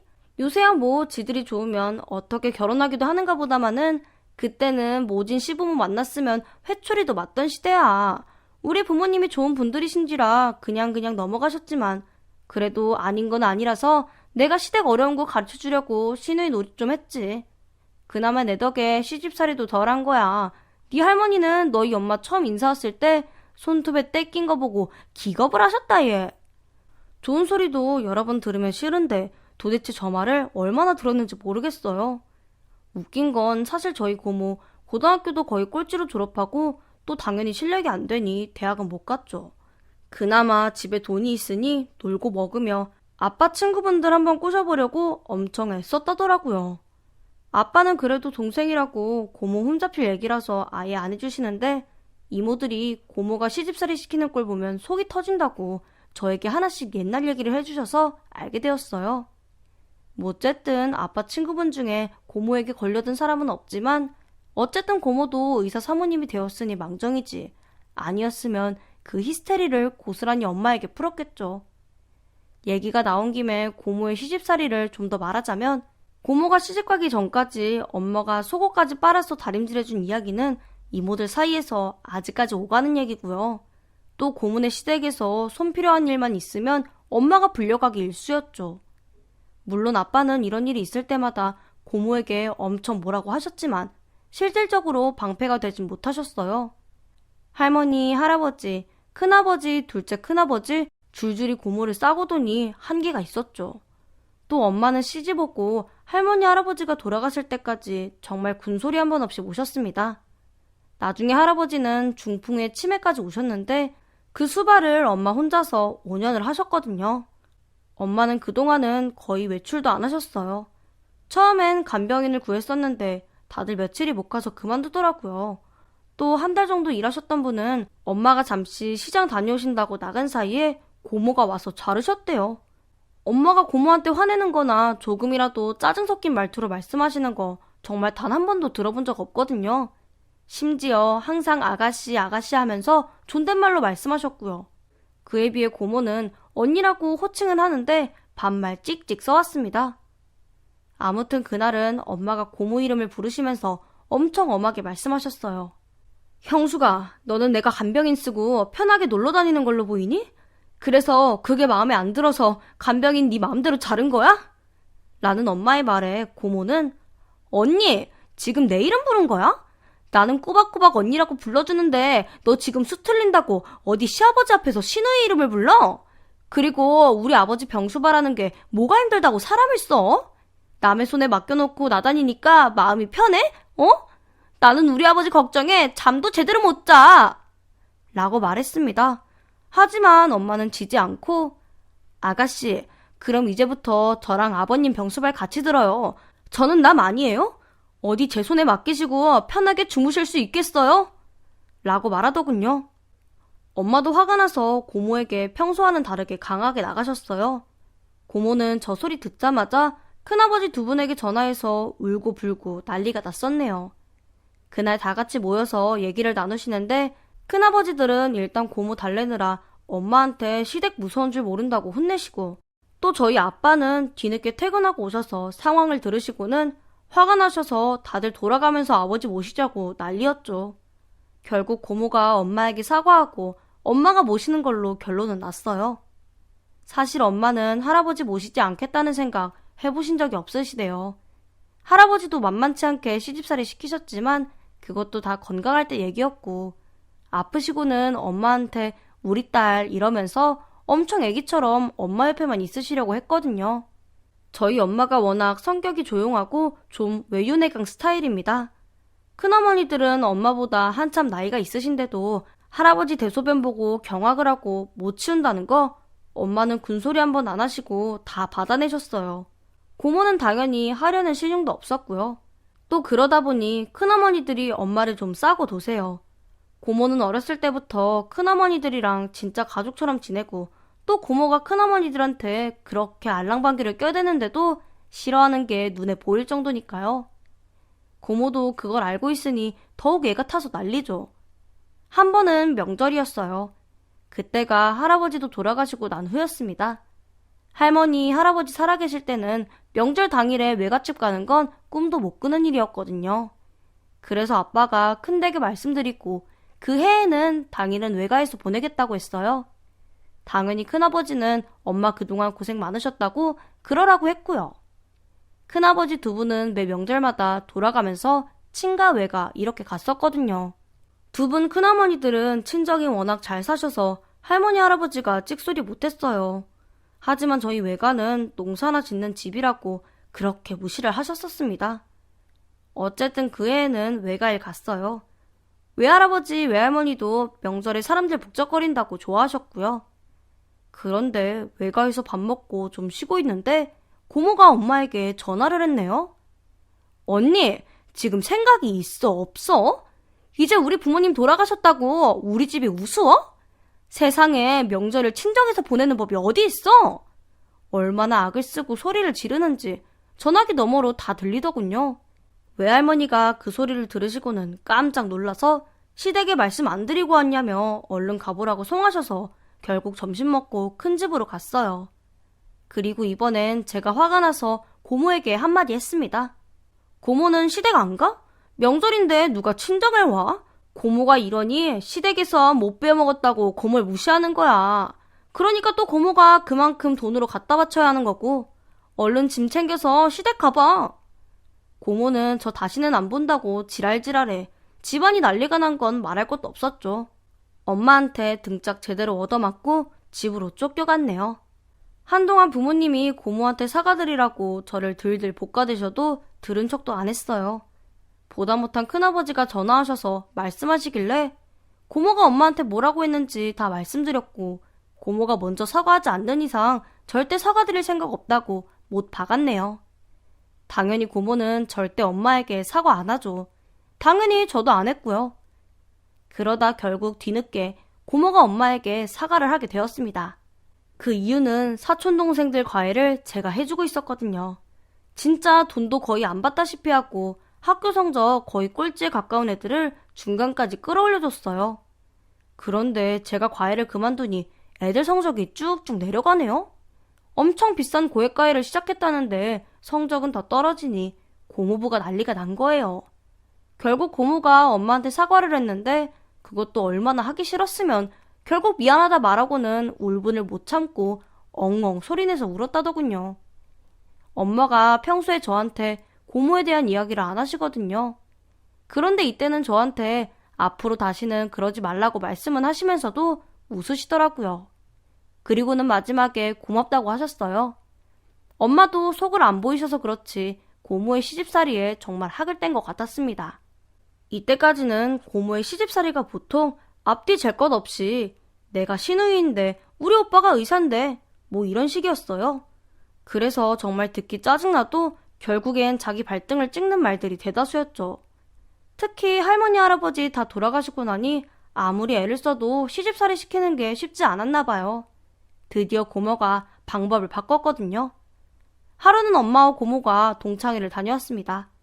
동창회를 다녀온 엄마 표정이 안 좋은 게 뻔히 보이는데도 얘기를 안 해주시니 이유를 알 수가 없었어요. 그런데 이모 한 분에게 전화가 오더군요. 정아야, 너네 엄마 좀 괜찮아? 니네 고모 정말 왜 그러나 모르겠다. 집에서 시집살이 시키는 거야. 꼴 보기 싫어도 집안일이니 이렇다 저렇다 말 못하지만 어디 친구들 만나는 자리에서도 그러는지. 이모들이 호되게 뭐라고 하긴 했는데 그걸로 또 너희 엄마 쥐잡듯 잡는 건 아닌지 걱정돼서 전화했어. 이모 얘기로는 동창회에 가서 고모가 엄마의 흉을 대놓고 보더래요. 농사나 짓다가 의사 남편 만나서 배불리 사니 시댁 무서운 줄 모른다는 둥, 남편을 쥐고 흔들어서 집안에 분란을 일으킨다는 둥. 이모들이 고모 말에 토를 달며 너도 대학 문턱도 못 가보고는 돈으로 시집간 거 아니냐고 톡 쏘아 붙였다더군요. 주변 반응이 그렇다 보니 고모가 뾰루퉁해 있고 엄마가 또 신경 쓰였는지 고모를 챙겨줬다네요. 그러다 갑자기 엄마를 식모처럼 대하더래요. 물 가져와라, 음식 좀 더 시켜라. 심지어 자기가 음식을 흘려놓고 엄마 보고 치워달랬다더군요. 얘기를 듣는데 진짜 고모도 싫지만 계속해서 받아주는 엄마에게 더 화가 났습니다. 전화를 끊고 안방으로 바로 달려갔네요. 엄마는 도대체 왜 그렇게 살아? 엄마가 나 죽었네 하고 있으니 고모가 더 그러는 거 아니야. 차라리 아빠랑 이혼해. 도대체 뭐 대단한 집안이라고 고모가 그러는 걸 다 참는 거야. 제가 소리를 지르니 엄마가 한참을 아무 소리도 안 하고 저를 쳐다보시더라고요. 그런데 엄마가 그렇게 있으니 저도 제 풀에 꺾이는 기분이었습니다. 가만히 엄마 옆에 앉아서 울음을 터뜨리고 말았어요. 엄마는 저를 안아주시며 울지 말라고 다독여주셨죠. 이렇게 좋은 엄마인데 도대체 왜 고모는 엄마를 못 잡아먹어서 안달인지 이유를 모르겠더군요. 엄마도 화날 때 많아. 왜 화가 안 나겠니? 그래도 너희 아빠 보고 또 너 보고 참을 때도 있고 너희 고모가 안 돼 보여서 참을 때도 많아. 어렸을 때 하도 오냐오냐 길러놨으니 커서도 제멋대로 구는데 어디 친구나 하나 있었겠니? 밖에서 누가 너희 고모를 예쁘다 해줬겠니? 그거 안 돼 보여서 참아왔는데 그래도 우리 딸이 이렇게까지 마음 아파하니까 이제 엄마도 바보처럼 참고만 있진 않을 거야.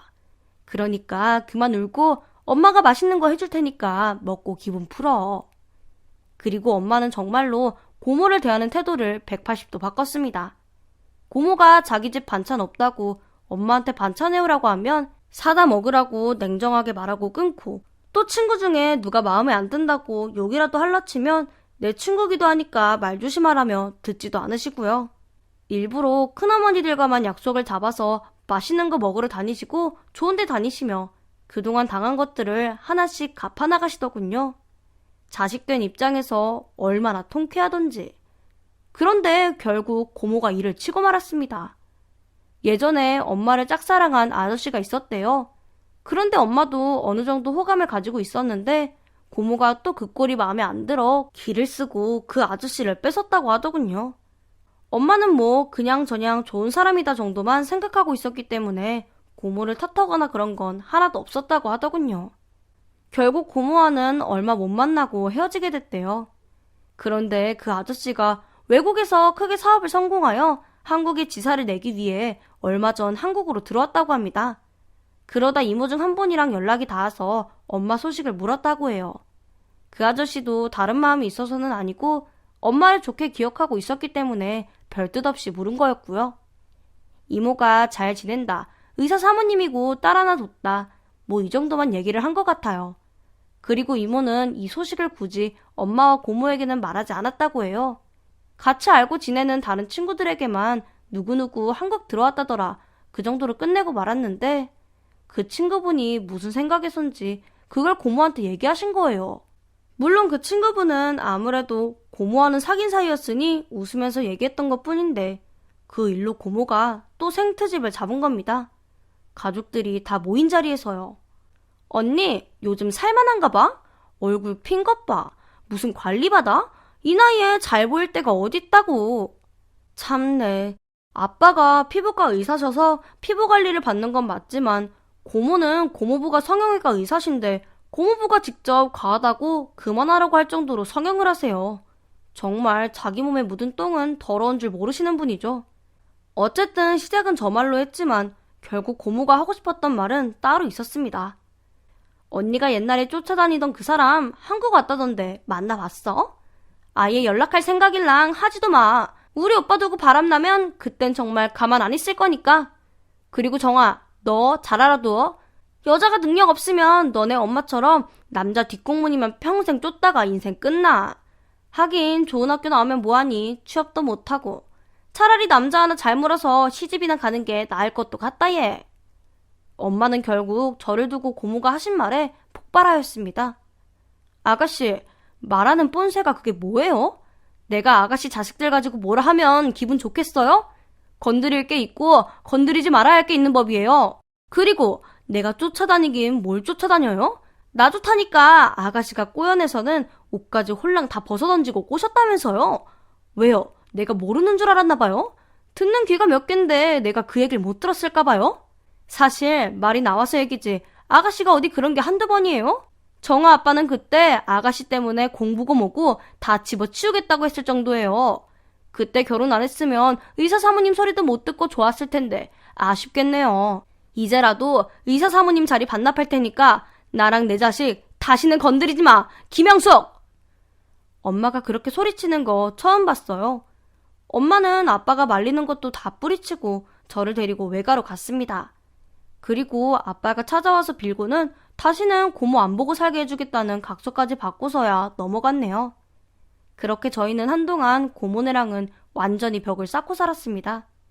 큰아버지들도 아무리 자기 동생이라지만 하는 짓이 뻔하다 보니 아무 말씀 안 하시더라고요. 그냥 고모랑 마주치지 않도록 해주시는 정도로만 간섭하셨어요. 그런데 이쯤에서 두 가지 사건이 일어났습니다. 첫 번째는 평생을 가난한 촌부로 지냈던 저희 외할머니와 외할아버지가 하루아침에 땅 부자가 되신 거예요. 사실 그동안 동네가 개발이 되니 어쩌니 말들이 많았기에 외가에서도 헐값에 땅을 사려고 접근하는 사람들을 전부 뿌리치고 기다리고 계셨거든요. 항상 하나밖에 없는 딸 잘하면서도 농사일 돕느라 고생시키고 시집가서도 없는 집에서 왔다고 무시당하는 걸 가슴 아파하셨기에 어마어마한 금액의 땅을 처분하면서 바로 엄마 앞으로 증여해 주셨어요. 세금 떼고 어쩌고 하더라도 금액이 100억대였으니 하루아침에 엄청난 일이 생겼죠. 어쨌든 저희는 일부 팔지 않은 땅에 엄마가 꿈꾸던 예쁜 한옥집을 짓고 외할머니, 외할아버지를 모시고 살기로 하였습니다. 그리고 또 하나의 사건은 고모에게 일어났습니다. 고모가 욕심을 부려서 고모부의 병원을 강남의 빌딩 하나로 확장을 하였어요. 사실 고모부는 그 정도의 규모로 하고 싶은 마음이 없었지만 처음 두 분의 결혼부터 시작해서 모든 것을 저희 할머니, 할아버지가 해주셨어요. 집이며 병원, 심지어는 사소하게 집안 인테리어 바꿀 때도 전부요. 그래서 고모가 병원 이사장으로 자리를 잡고 직접 경영을 하는 건 아니었지만 꽤 입김이 셌죠. 어쨌든 욕심 많은 고모가 저희 외가 소식을 듣고 얼마나 배가 아팠겠어요. 그래서 무리하게 병원 확장을 밀고 나간 거예요. 하지만 워낙 성형외과가 많은 데다 조그마한 부작용이라도 입소문이 빠르다 보니 초반에 성패가 갈린다더군요. 고모부는 무리한 확장으로 페이닥터를 구하는 과정에서 조금이라도 운영비를 절감해야 했고 실력 검증이 안 된 몇 명의 의사를 고용하게 되었나 봐요. 위험할 정도의 문제는 아니었지만 끊임없이 실력에 대한 말들이 나오게 되어 가장 기본적으로 해결되어야 할 건물 임대료라든지 직원 월급도 나오지 않았대요. 결국엔 큰 집에 손 벌리고 엄마와 저 모르게 아빠에게도 연락을 했다고 합니다. 그래도 문제는 해결되지 않았고 점점 커져갔죠. 결국 고모는 그 해외에서 큰 사업을 하다가 들어왔다는 그 아저씨에게 연락을 했다는군요. 이번에도 젊을 때와 마찬가지로 아저씨를 꼬여내서 차 안에서 부끄러움도 모르고 옷을 훌렁 벗고 덤벼들었나 봐요. 그런데 그게 한강 주차장이었고 근처 순찰을 돌던 경찰에게 그대로 풍기문란으로 잡혀간 거죠. 이 일로 고모부는 고모에게 이혼 소송을 내고 고모는 유책 배우자로 인한 위자료에 빚더미 병원까지 떠안게 되었네요. 아빠는 말씀은 안 하시지만 그래도 마음이 안 좋으신지 며칠 술을 드시더라고요. 엄마는 아빠 마음이 어떤지 뻔히 알지만 더는 엮이기 싫다고 모른 척 하셨어요. 저야 당연히 엄마와 같은 입장이었고요. 하지만 만약 이 상황에서 고모가 연락해 온다면 엄마가 마음이 약해질까 걱정되어 더욱 주의 깊게 상황을 지켜보았습니다. 그리고 얼마 뒤 큰아버지들이 차례로 전화를 하시더군요. 재수씨, 내가 염치가 없지만 투자한다 생각하고 형수기 한 번만 도와주세요. 그래도 알고 지낸 시간이 얼만데 쟤 저렇게 땅바닥에 앉게 생긴 거 모른 척할 수만은 없지 않겠어요? 이번에 숨통만 좀 트이게 해주면 앞으로는 형수기 버릇 단단히 고쳐서 재수씨 고생 안 하게 해드릴게요. 나이 있으신 큰아버지가 저렇게까지 하시니 엄마가 저를 불러 이번 한 달만 도와주자고 하시더군요. 엄마는 그렇게 당하고도 몰라? 엄마 돈이니까 맘대로 하는데 난 고모가 절대 정신 차릴 거라고 생각 안 해. 역시나 제 말이 맞았네요. 이럴 땐 오래 알고 지낸 시간이 오히려 판단을 흐리게 하나 봐요. 저야 고모의 표독스러운 모습만 봤으니 그 본성이 어디 가겠어 생각했는데 엄마는 어쩌면 바뀌지 않을까. 옛날엔 이 정도는 아니었는데 뭐 그런 생각이셨던 것 같아요. 엄마가 도와주고 나니 한동안 고모는 죽어 지내더라고요. 하지만 마지못해 돈을 받는 척 연기를 하면서도 끝끝내 미안하다는 말은 하지 않았죠. 어쨌든 엄마도 사과 받으시려고 빌려주신 것도 아니고 다른 가족들 생각해서 빌려줬지 안 보고 살겠다는 생각은 여전히 변함없으셨기에 상관하지 않으셨습니다. 하지만 고모는 그 빈틈을 타고 고마워하지는 못할 망정 또다시 엄마에게 연락하여 그 더러운 본성을 드러내더군요. 분명 본인이 무리하게 사업을 확장해서 잘 돼가던 병원을 빚더미에 앉혀놓고 또 자금 어쩌고 하면서 외간 남자에게 접근해 바람을 펴서 이혼을 당하는데도 그 책임을 엄마에게 돌리더군요. 결국 언니 때문에 이혼하는 거 아니야. 왜 가만히 있는 사람을 건드려서 다 지난 일을 끄집어내? 언니만 아니었어도 내가 그 이랑 뭐 이혼할 일이 있냐고. 잘 살고 있는 사람 이혼시키고 너는 남편이랑 문제 없을 줄 알아? 너도 편의는 못 지내. 난 위자료 못 주니까 그 돈 언니가 전부 물어내. 엄마는 우길 걸 우기라며 그깟 돈 몇 푼 안 갚아도 되니까 다시는 연락하지 말라며 전화를 끊었습니다. 그리고는 아예 고모의 연락처를 차단하셨어요. 그렇게 한 계절이 지나도록 고모의 소식을 아예 듣지 못했습니다. 친가 쪽 누구와도 굳이 엄마와 제게 고모 이야기를 하지 않았기에 뭐 어떻게 지내는지 당연히 몰랐죠. 그러던 어느 날이었습니다. 한창 이사갈 집이 완공되고 이사 준비로 여념이 없을 때였어요. 그날은 외할머니, 외할아버지를 모시고 엄마와 함께 가구를 보러 가는 날이었습니다. 여기저기 한참 둘러보고 몇 개 계약도 한 후 어른들끼리 식사를 하신다기에 아빠 퇴근 시간에 맞춰서 병원 앞으로 모셔다 드렸네요. 저는 따로 약속이 있어서 차를 돌려 나오는데 약속 시간까지 너무 애매하기도 했고 또 그날 하루 종일 어른들 모시고 돌아다니느라 신경을 많이 써서 그런지 너무 피곤하더라고요. 그래서 집에서 잠깐 눈을 붙이고 나가려고 집으로 돌아갔어요. 이미 저녁 시간이라 집안이 어두컴컴하더라고요. 불을 켜기 위해 스위치 쪽으로 가는데 바닥이 온통 어지럽혀져 발에 계속 뭔가 툭툭 차이기도 하고 밟히기도 하더군요. 불을 켠 순간 저는 경악하고 말았습니다. 현관 입구부터 깨진 유리 조각 파편이 쫙 뿌려져 있고 또 온갖 서랍들이 열려 있고 집안 물건들이 전부 엎어져서 깨지고 난리도 아니었습니다. 일단은 도둑이 아직 집에 있을지도 몰라서 바로 문 밖으로 나와 경찰에 신고를 하고 부모님께도 연락을 드렸습니다. 경찰이 와서 이것저것 조사를 하는데 폐물임의 현금은 모조리 가져갔더군요. 경찰은 단순 절도로 보여진다고 결과가 나오는 대로 알려준다며 돌아갔습니다. 그날은 외가에 가서 잠을 잤어요. 다음 날이 되어 경찰에게 연락이 왔습니다. 범인을 잡았다고 하더군요. 그렇게 달려간 경찰서에는 고모가 조사를 받고 있었습니다. 현장에 있던 물건에서 고모의 지문이 나왔고 또 고모의 집에서 현금 다발과 엄마의 폐물이 나왔기에 더는 잡아뺄 꽁무니가 없었는지 고분고분 앉아있더군요. 그런데 저희 가족을 발견하고는 환하게 웃으며 이제 살았다는 표정이었어요. 저희가 당연히 도움을 줄 거라 여겼나봐요. 언니가 말 좀 해줘. 내가 실수로 물건 몇 개 깬 건 맞지만 도둑은 아니잖아. 가족 사이에 이게 뭐야. 얼른 말 좀 잘해서 나 좀 데리고 나가줘. 아휴, 꼴이 이게 뭔지. 아빠는 정말 부끄러워서 말도 못하겠다며 소리를 버럭 지르고 나가버리시고 엄마는 한참 고모를 뚫어지게 바라본 후 경찰에게 저희 가족 아니니 법대로 처벌 부탁드려요. 그러곤 돌아서서 나가는데 저도 얼른 부모님 뒤를 따라 나왔습니다. 뒤에서 고모가 고래고래 소리를 지르는 게 들리는데 제가 좀 못된 건지 전 속이 시원하더라고요. 이제는 고모에게서 벗어나서 저희 가족 행복하게 살고 있습니다. 하지만 저도 트라우마가 남았는지 친구들과 정말 잘 지내다가도 문득 고모 같은 친구가 있는 건 아닌지 겁이 나는 건 어쩔 수가 없네요. 또 다르게 보면 다른 이모들은 엄마와 서로 아껴주며 너무 잘 지내시는 모습이 나도 내 친구들과 저렇게 나이 먹겠지? 라는 생각으로 안심이 되기도 합니다. 일어나지 않은 일로 겁먹기보다는 좋은 사람을 잃지 않도록 최선을 다하는 것이 옳은 일이겠죠?